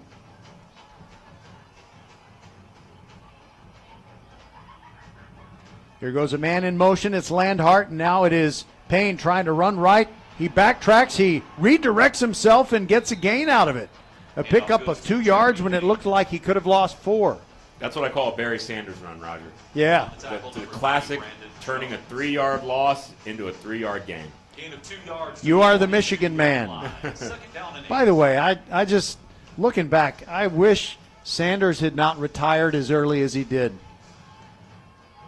Yeah, he was very exciting. So exciting. I agree, but at the same time, it's also kind of cool in a way. Like, we'll never remember him. We're always going to remember him at his peak. We're never going to know the times of the guy who stayed too long. You know? True that. 2nd down and 7.5. Wait a minute. Whistle. And I think there might have been some kind of pre-snap infraction, perhaps a false start. Offense, number 4. 5 yards, 2nd down. That's Ronnie Morgan, and indeed it is the false start.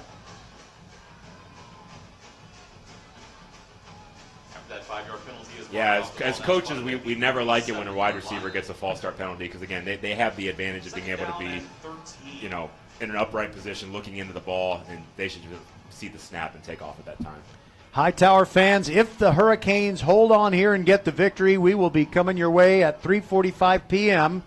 next Saturday from Waco when they'll take on either Cibolo Steel or Dripping Springs. Empty backfield. Stewart drops back. Hits Payne. Oh, it's a bad pass. Payne had to dive for it, and it's incomplete. He could have run a long way if that had been on target. It was wide open. I really want to compliment this offensive coaching staff for Hightower and Coach Anthony, the head coach. I mean, first of all, the first play of the drive, I love the draw. They call it a draw, right? And it popped. And they're doing a good job just doing things you're not expecting, right?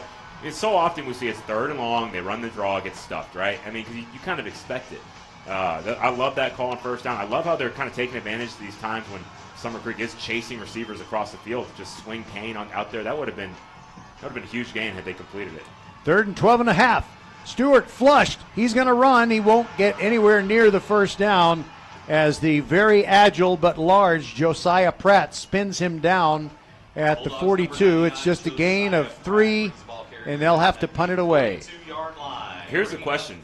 Can the Summer Creek offense solve the riddle, Roger, of this Hightower defense? Because they, at least in the second half, it feels like they've really struggled to move the ball. There was that moment in the first half where they started really getting rolling and went right down the field, but Hightower, again, credit the coaching staff. They've made the adjustments defensively. On 4th and 8, Jeremy Payne to punt. It's a high snap. Oh, my goodness. He did collect it, and he punts it away. It's end over end. It's rolling to the 25 and picked up by Zion Kearney. So about 75 yards away from the end zone are the Summer Creek Bulldogs, and they take over with 7:31 to go, trailing 24-20. Zion Kearney is also the deep snapper, I believe, Roger. You don't see that very often, your star wide receiver deep snapping. So, I mean, he does it all. Well, Kamal Henry was the punter last week, and he's a very gifted athlete. Coach Anthony told me that Kamal Henry was good to go today, but I haven't seen him on the field, and Payne's been doing all of the punting. Give to Avant, straight up the middle. And Braylon Kizzy spying, grabbed Avant, and wrestled him down after a 2-yard pickup. Help arrives soon. Here are some score updates. In Region 2 of Class 6A D1, North Crowley defeats Allen 49-37. 2nd down and 7. Blake Thomas, play fake, rolling right, throwback, looking for Avant, and it's off his hands, incomplete.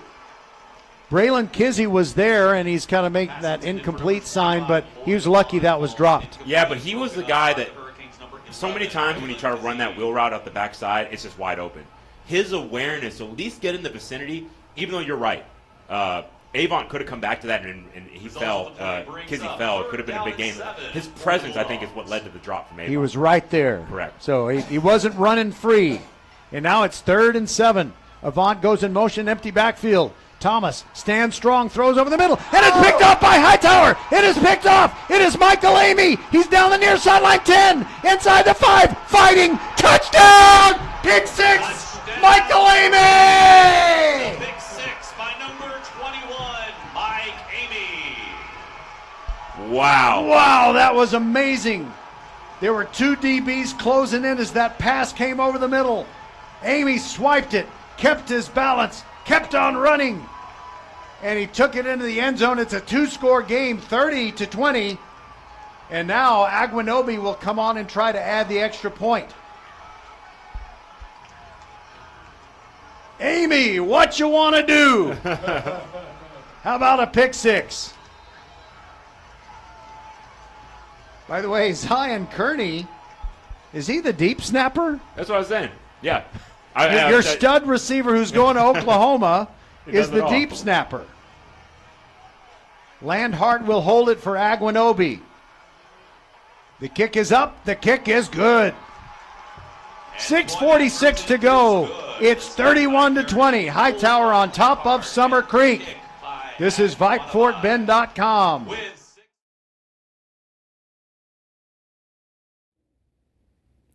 Over the river and through the woods, Playoff and holiday travel is here, and First Tire Automotive puts you first. Family owned and operated for over 25 years, helping drivers in Sugar Land and Katy.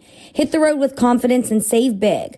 $100 off with the purchase of 4 tires, road hazard, and installation. Free battery check and starting system testing. Check out the website, firsttireauto.com, for details and restrictions. Remember to book your appointments too. Get to one of First Tire Automotive's 4 convenient locations in Sugar Land and Cinco Ranch. firsttireauto.com.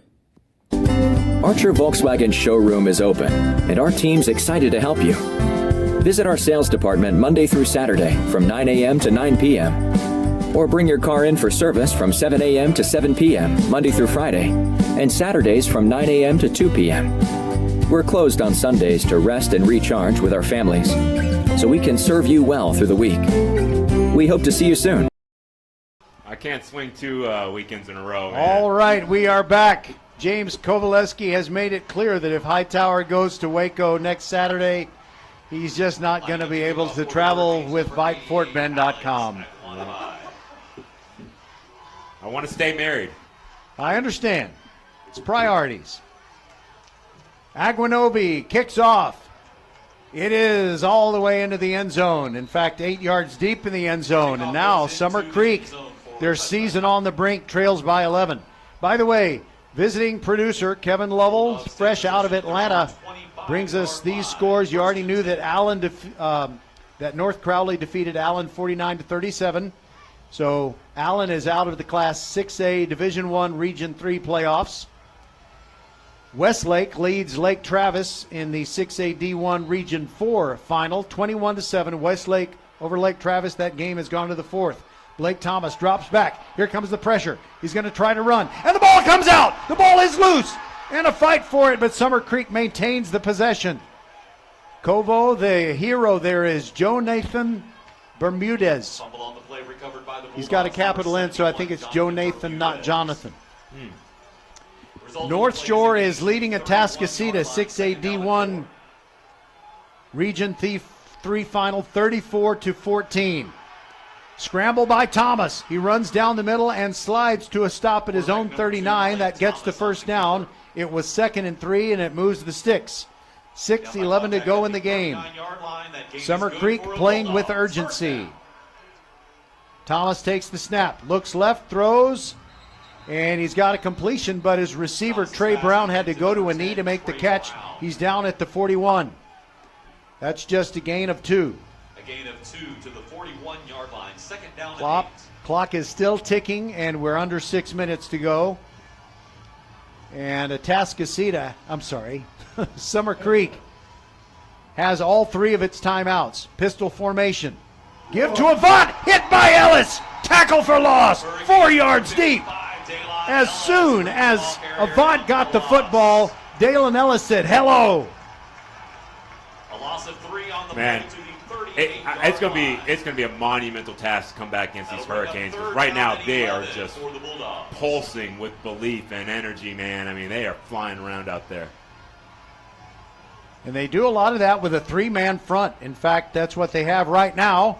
Thomas wants to pass, looking down the field, and throws, and he's got a completion. Inside the Hightower 40 at the 38. Cade Phillips making the stop on Cordell Rogers. Really nice job, and you do got to credit Blake Thomas continuing to maintain his composure in these situations. And he hands it off to Avant, running left. Splitting tackles down the near sideline. Look out inside the 20 and pushed out by Makai Davis. Yeah, Coach Anthony's not going to be happy with that, Roger. That was a misalignment. The entire defensive line was shifted over to the left. They were misaligned, weren't lined up correctly, so there was no one to the defense's right there for that off-tackle play. And it kind of looked like that either keep it or give it option. Entry on the field. Oh, we have an injury. Who's hurt? Oh, it's a Hightower player in the wake of the play. I can't tell who it is. We'll take a break and be back. 4:46 to go. Hightower still leading 31-20, but Summer Creek is driving, and they have a first down at the Hightower 15. Have you heard? The Xfinity Mobile Black Friday sale is on now. Don't miss miss out on a free line of unlimited for 2 years when you switch to Xfinity Internet. That's over $1,000 in savings. Plus, see how to get up to $800 off an eligible 5G phone. Join the millions who have switched to one of the fastest growing mobile services. Now through December 5th, new customers can get a free line of unlimited intro mobile for 2 years with Xfinity Fast Internet. Plus, see how you can save even more with up to $800 off the latest 5G phones. It's your chance to get connected to the fastest mobile service with 5G cellular and millions of Wi-Fi hotspots. This offer won't last. Go to Xfinity.com/Black Friday sale, call 1-800-XFINITY, or visit a store today. Restrictions apply. Taxes and fees extra and subject to change. After promo, regular rates apply to service and devices. Actual internet speeds vary. Xfinity Mobile requires Xfinity Internet. Reduce mobile speeds after 20 gigabytes of usage. Data thresholds may vary. Cameron Reddick was the injured player. He walked off. Looks like he's going to be okay. 1st and 10 for Summer Creek. Bootleg to the right. And the throw by Blake Thomas. Touchdown. 4:40 to go. And it's a touchdown as he delivers it to Cordell Rogers. Going for 2, I believe. I just saw them call the deep snapper back off the field. Yeah, it does make sense to go for 2. You want to get the 2 and be within a field goal of tying it. Agreed. I got to say, Roger, I'm a little. I didn't forecast that outcome. I thought the Canes were flying and coasting. I thought they were going to kind of put the little bit of the nail in the coffin there. You really got to credit Blake Thomas that off. The offensive line allowed him a clean pocket. Nice call by the coaching staff there on the bootleg, and he's able to find his big tight end on the deep crossing route there for the touchdown. And it was really alarming how open he was. Empty backfield and the snap to Avant, and he goes over the left side and easily scores the 2-pointer. So we've got a 3-point game. It is 31-28. In fact, Hightower won last week by a score of 31-28.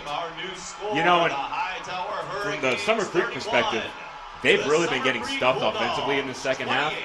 They got to think maybe we just found something. That if we can find a way to get a stop here, now we feel confident that we can actually answer, right? And maybe go ahead in regulation or kick the field goal to send it into overtime. But obviously now, I mean, it's a critical drive for Hightower. You want to avoid the 3 and out, avoid the turnover. These things are all obvious. But the question becomes, if you're Cornelius Anthony, oftentimes fans lament when coaches kind of get too conservative when they're ahead, you know? Yeah. Or too conservative when they're defensively when they're ahead, right? You want to keep the start pedal playing to the metal. the prevent. Correct, defensively, and then the offensive version of that would be just 3 runs up the middle and then punt it. You know, I think what Hightower has done well is getting the ball on the perimeter quickly. You know, I don't think they should get away from that. However, the drawback is if you do try to throw it out there and it's incomplete, clock stops. Well, how about this? This is the perfect scenario. Brian Mays kicking into a slight wind. Let's see Kearney or Payne take it all the way to the 5-yard line at the other end and then take 4 plays to get it in. That works. Burn some clock. And it looks like they're thinking about an onside kick.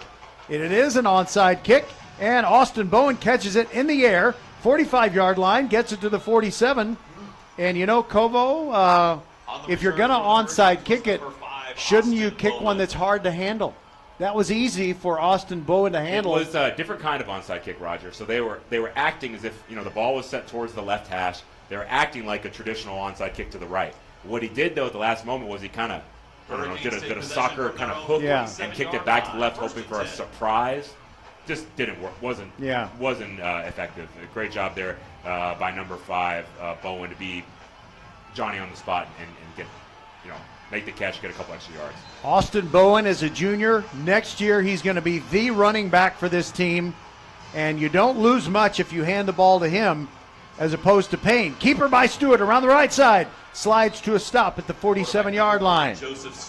Yeah, the quarterback player on the backside just completely committed to the run going the other way. I mean, you still, I know you're amped up and you want to get the quick 3 and out, but you still have to remain disciplined, do your job. I mean, there is a player assigned to the quarterback on the backside who's got to do his job. The Canes advance it from their 47 to the Summer Creek 47, so a 6-yard pickup, 2nd down and 4. And the Canes are taking plenty of time. They're huddling. We're under 4 minutes now. Summer Creek still has all 3 timeouts, and they trail by 3. Stewart on 2nd and 4, gives it to Bowen. Bowen fighting, gets to the 45. It's just a pickup of 2. Wrapping his arms around his waist was Kyron Duhan, who pulled him back. And it's 3rd down and 2. Well, here we go, Roger. This is a big one. And again, the calculus, you got to start thinking, what is Cornelius Anthony thinking on if there is a 4th down? You're across midfield. Do you go for it and try to really deliver a giant punch to the solar plexus, or do you trust your defense, punt it away, try to pin them? But we'll see. Maybe they can just pick it up right here. Easy for me to say, but I think you go for it. If you don't lose any yardage here. 2 seconds. They got it all. Snap to Stewart. There goes Bowen. Oh! First down. No, it was Stewart who kept it, and he's tackled for a loss. Oh, my goodness. Was the ball loose? It was loose. Yeah, it was out. It was fully out. Great job by Stewart to dive on that, and that averted disaster. Because in this situation now, I think the calculus completely changes. You punt the football. But again, to me, the problem was the rush at the end of it. There was confusion, a late motion. They snapped up 1 second on the play clock. I think that just that little bit of confusion led to mistiming and the mishandled football there for the fumble. Summer Creek takes a timeout, their first one, 2:52 to go, and Hightower is ready to punt when we come back. Over the river and through the woods, playoff and holiday travel is here, and First Tire Automotive puts you first. Family owned and operated for over 25 years, helping drivers in Sugar Land and Katy. Hit the road with confidence and save big. $100 off with the purchase of 4 tires, road hazard, and installation. Free battery check and starting system testing. Check out the website, firsttireauto.com, for details and restrictions. Remember to book your appointments too. Get to one of First Tire Automotive's 4 convenient locations in Sugar Land and Cinco Ranch. firsttireauto.com. 4th down and 5. Back in punt formation is number 6, Jeremy Payne. Jeremy Payne will punt. Hightower leads by 3, 2:52 to go. The line of scrimmage is the Summer Creek 48. The last snap was high. That one is kind of high. And he's going to throw it. He's throwing it for Kearney. And the pass is batted down, incomplete. Boy, did they go into the bag of tricks for that one. It was kind of a 50-50 ball, except there were 2 defenders down there. That, to me, I agree. That makes it less than 50-50. To me, it's like a 20, yeah, that's like 20-80. I don't know. But you know what? Okay, let's think about it, right? Let's get inside coach's head. Most people are going to say, why would you go for it there? Your defense has been playing pretty good. Although last drive, I think that's what it is. The memory of the last drive when Summer Creek was able to go down the field. I think maybe he's a little bit apprehensive about trusting in the defense with the punt, so he went for the gusto. It's obviously something that they've worked a lot in practice, and they felt they could get it. But now they got to play D. Now Blake Thomas has the football again. Summer Creek down by 3. Thomas running left. It's quarterback power near the sideline, and he gets practically nothing. Cade Phillips bearing down on him as he runs across the sideline, and it's just 1 yard gain. 2nd down and 9. Okay, so now obviously with Summer Creek, you're 4 down territory all the way out until you can get into field goal range. So Coach Kenny Harrison's thinking about that as well. I mean, yeah, you don't like to lose a yard on 1st down, but I mean, they got 3 downs still left to get this first. And they did lose one. The down box guy had kind of moved forward. Now it is a play fake. Thomas, pocket collapsing. Here comes the rush. He's down at the 45-yard line. A sack. Braylon Kizzy got part of it, and Devin Phillip got the other part, and it's 3rd down and 13, and after 2 plays, Kovo, the Hightower defense has passed the test under duress. Great job by the defense. Great coverage. Another coverage sack.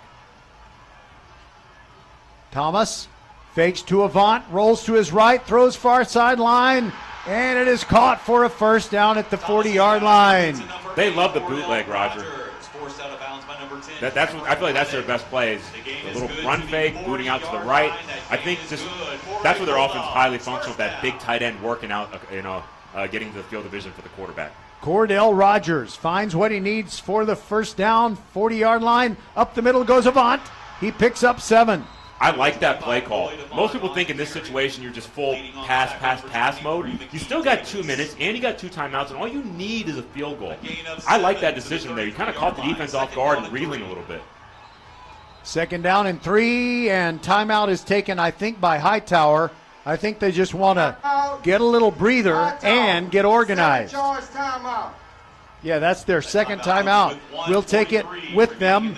31-28, 1:43 to go. Hightower clinging to the lead, but Summer Creek is on the march. We'll be back. Archer Volkswagen showroom is open, and our team's excited to help you.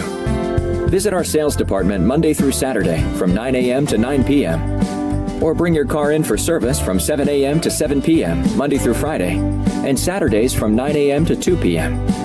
We're closed on Sundays to rest and recharge with our families, so we can serve you well through the week. We hope to see you soon.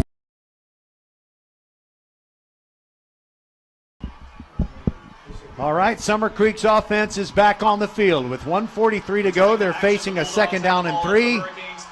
Hightower leading by 3, trying to get into the state semifinals. Blake Thomas sends a man in motion. Fakes the jet sweep, gives it off to Avant, running right, 1st down and more, inside the 35 and out of bounds at the 23. You're in field goal range now, Roger. I mean, it's at the 38. If my memory serves me, Mays Jr. hit around a 40-yarder or somewhere around. So this is in his range.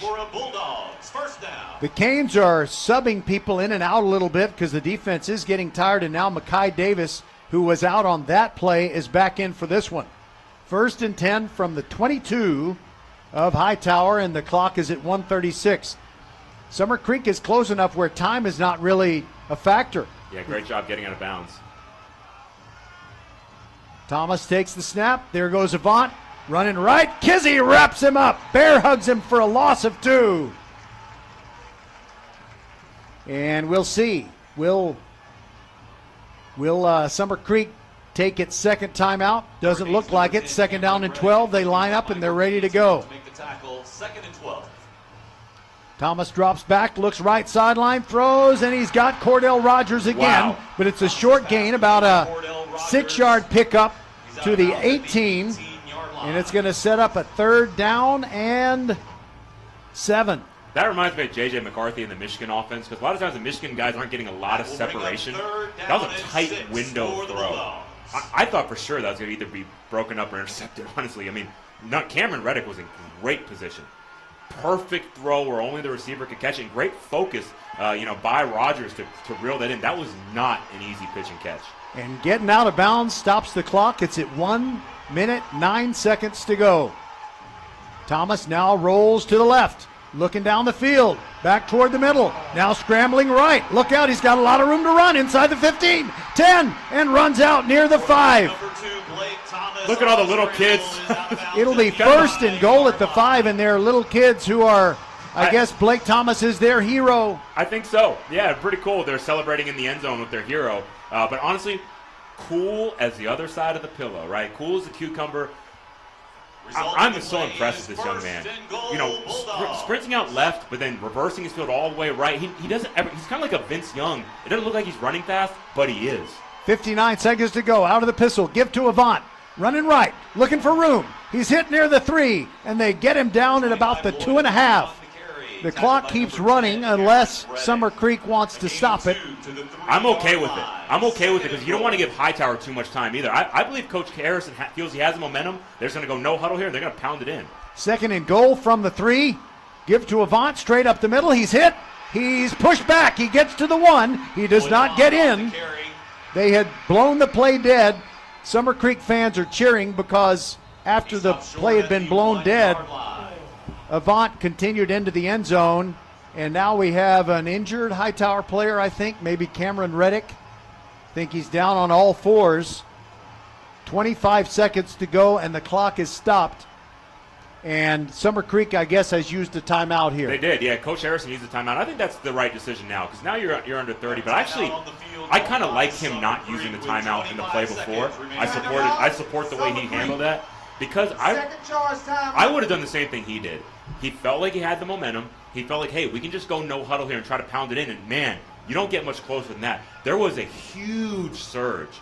So I definitely actually really like this clock management by Coach Harrison. And also, again, you don't want to take a timeout, score, and give Hightower a full 45 seconds with which to work. Now, if they punch this in here, it's going to be under 30 seconds. And if you get stopped, you still got that timeout in your back pocket to try to win the game on fourth down. It is 3rd and goal. Hightower leading by 3, but that lead is hanging precariously in the balance here on 3rd and goal at the 1. Thomas gives to Avant, up the middle, touchdown. The clock is stopped with 21 seconds to go, and Summer Creek is ahead. Cameron Reddick is fighting with someone. This is ridiculous. Now both teams are coming together and trying to separate the two players who were fighting. And we do have a flag come in. I wonder who this is going to be against. Yeah, the quarterback, Blake Thomas, ended up with his helmet off.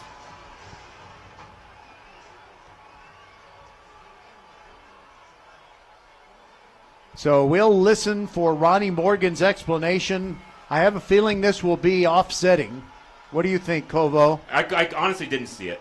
So I kind of saw the aftermath, of course. But, yeah, a lot of times in these situations you're going to get offsetting penalties. Yeah, they just don't want to give one team. And here's the thing, because Thomas's helmet ended off. So if he took it off on his own power, that'll be a penalty for taking your helmet off. But very well, what could have happened is maybe his helmet was removed for him. Possibly. So I honestly don't know what happened, but we'll have to let the officials sort it out.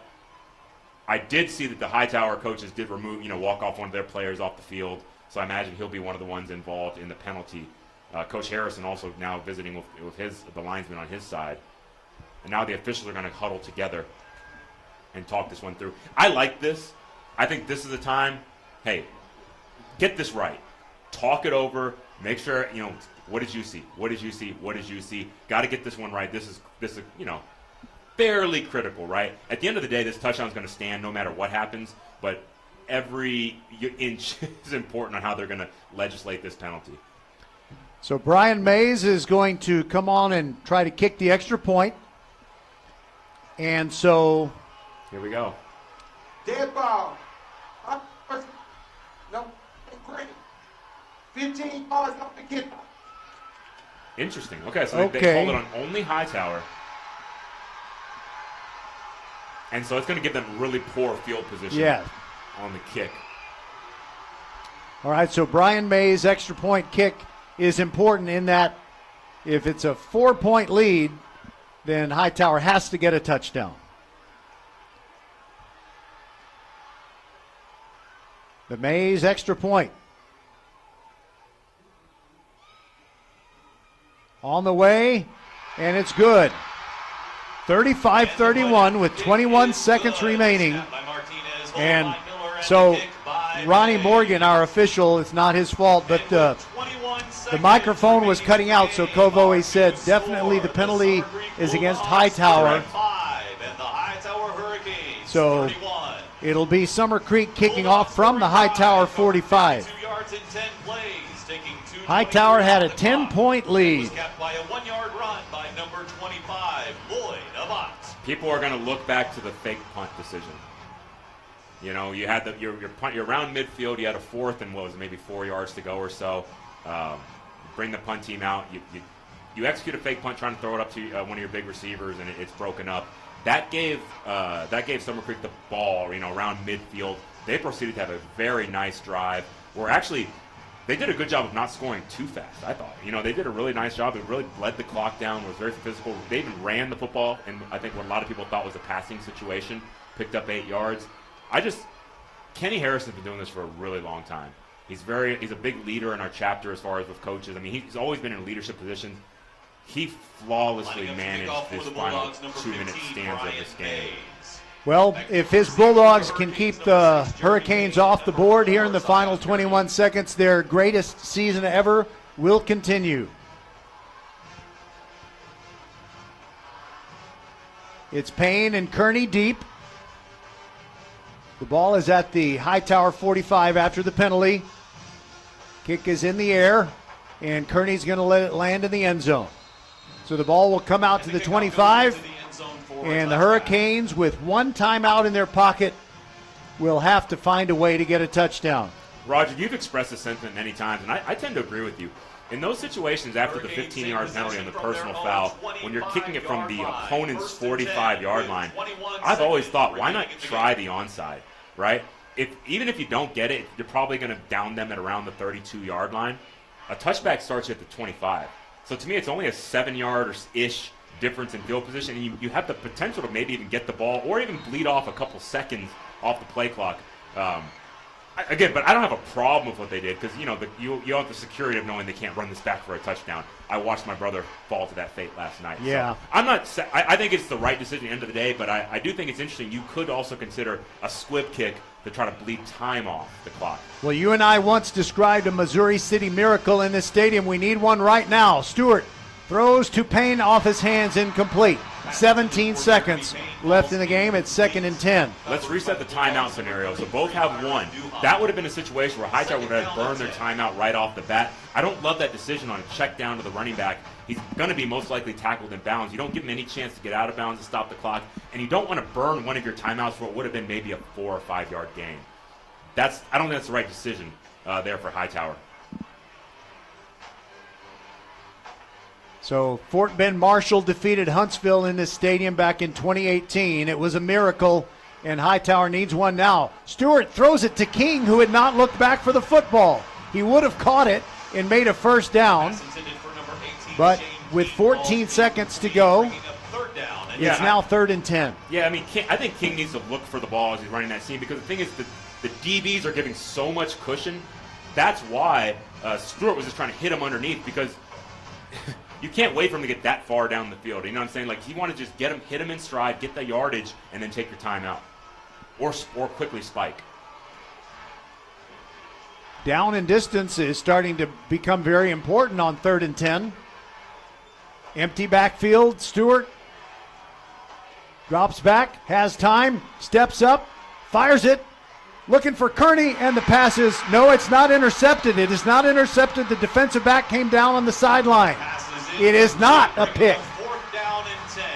Morrell Davis thinks it's a game-ending pick. It's not. There's no replay, yes. We only have 6 seconds left. Coaches and officials, we would like to remind everyone that at the conclusion of the game, no spectators. Yeah, I saw enough of his feet. There's no way he was in bounds.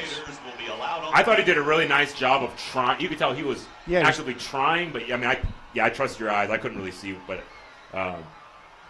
And then Hightower.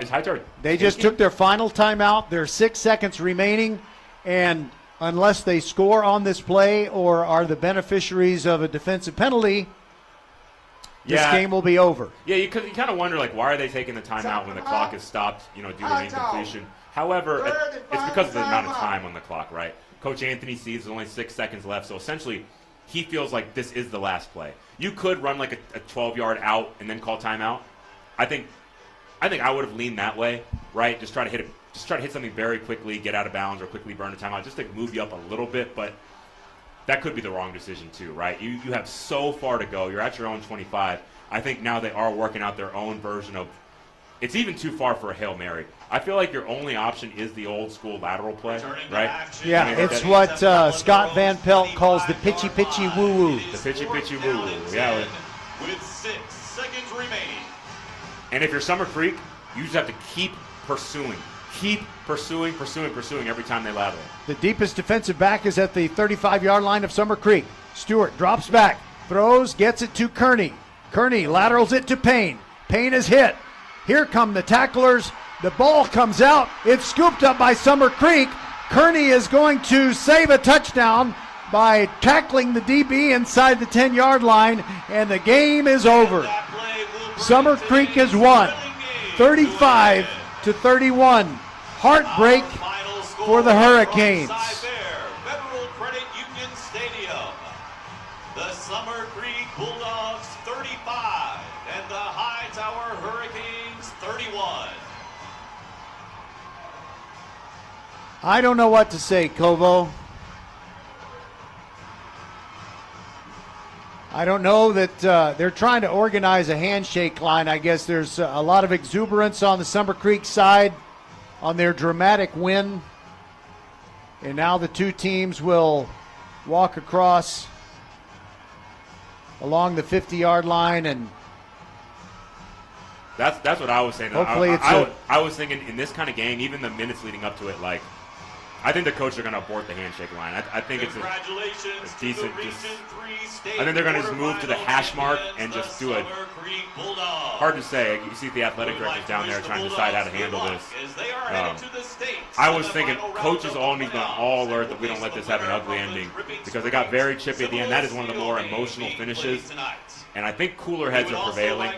I think that they are going to let them go through the handshake line. And then some of the players that are a little more charged up, they're going to allow them to forego the handshake line, which I think is a good decision. Quarterfinal playoff is an outstanding achievement, and you should be extremely proud. Ladies and gentlemen, as you exit the stadium, please see the Reddick brothers. One of them is trying to pull the other back. Please help show your support for these. So there are two sets of twins on this team. You have the Reddicks and the Aguinobis. That's pretty cool. On behalf of both schools, the Cypress Fairbanks ISD and the outstanding Berry Center production staff. Oh, the heartbreaking loss, but also the suddenness of seniors knowing that their career is over when they really felt like it was going to go at least one more game. All right, and so we've lost our natural sound, so it's sounds like Kovo and me just having a conversation inside the laundry room. Any final thoughts after this 35-31 win? And by the way, the handshake line appears to be nice and civilized and no snarling or snapping. Yeah, great job by the coaches and administrators and everything. I mean, this was intense. This was intense. So, I mean, again, the players, cooler heads are starting to prevail. But in that moment when you're just so charged up after such a game of so many ebbs and flows, it's always a concern as an old athletic administrator myself that you don't want an ending, because that does happen from time to time. That distracts from the beauty of the game. It was a beautiful game. Man, we're a Fort Bend broadcast. I don't know if we're a little biased, but I really felt like Hightower did everything that they could have done to win that game, man. They looked to me like they had it. I told you when Summer Creek did answer at that one point, like I told you I was surprised. Cause I thought that the Hightower defense had the momentum. They were going to get the stops to end it, and they just come up short. I think it was a great season from Hightower, man. Really impressed by those kids. And for Summer Creek, there is something going on. There is a little fracas over on just the other side of the far hash marks. Good job. It looks like several of the. I'm actually really glad to see some of the players stepping in and pulling away some of their teammates. That's good to see, and I think that's a sign of good leadership, by the coaches to have their players be leaders themselves. Well, this was so emotional at the end, as you said, but it's kind of bothersome to me, Kovo. It just seems like this has happened with much greater frequency. It's happening more and more often, and it's not just at the end of playoff games. This is the second TIFF I've seen myself this season in person, right? So, why? I mean, I don't know, but it's just something we got to just keep working on as leaders and coaches. But anyhow, I guess going back to what I was saying, as far as for Summer Creek, I think that they maybe didn't meet their own expectation, right? You mentioned looking at scores, you would think that maybe they would have they were the favorite coming in, right? And honestly, it felt like Hightower was going to win the game. A couple things changed down the stretch. Some big plays went Summer Creek's way. They earned it. They came back. They finished it. But maybe this moment is what supercharges them to really refocus themselves and continue on to a state championship berth. But I see big number 55. Man, that's the big defensive tackle, number 55, Dalen Ellis. He's giving an impassioned speech to all of his teammates. They're all down on a knee, and Ellis, is a senior, and it's really quite beautiful, actually, Roger. I mean, you just see him talking to his teammates, and I think I'm assuming it's a very good message of what he's sharing, because the guys are locked in on him. But yeah, this is the beauty of high school football, right? This is why we love this stuff. It's just seeing. Of course, you love the pageantry, but also the passion that's on that field.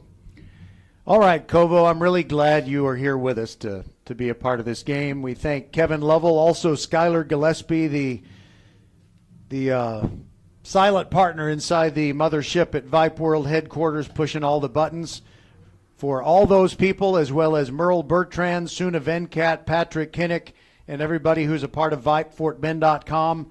This is the end of our football coverage for the 2023-2024 school year, and it's on to basketball. We'll have coverage next week. And I guess, Kovo, would Christine know that Hightower lost this game or won this game? Because you could tell her that they won and say that you were staying home, and then you get those points. No? No. She's I should going to probably know. not engage in deception with my marriage. But All right.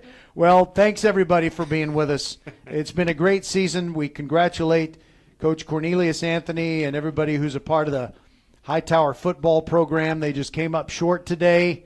It's a heartbreaking loss. 35-31 is the final score. And congratulations to Summer Creek. Good luck next week against either Cibolo Steel or Dripping Springs. So goodbye, everybody, from the Berry Center. I guess that's the old name. The Cy-Fair FCU Center.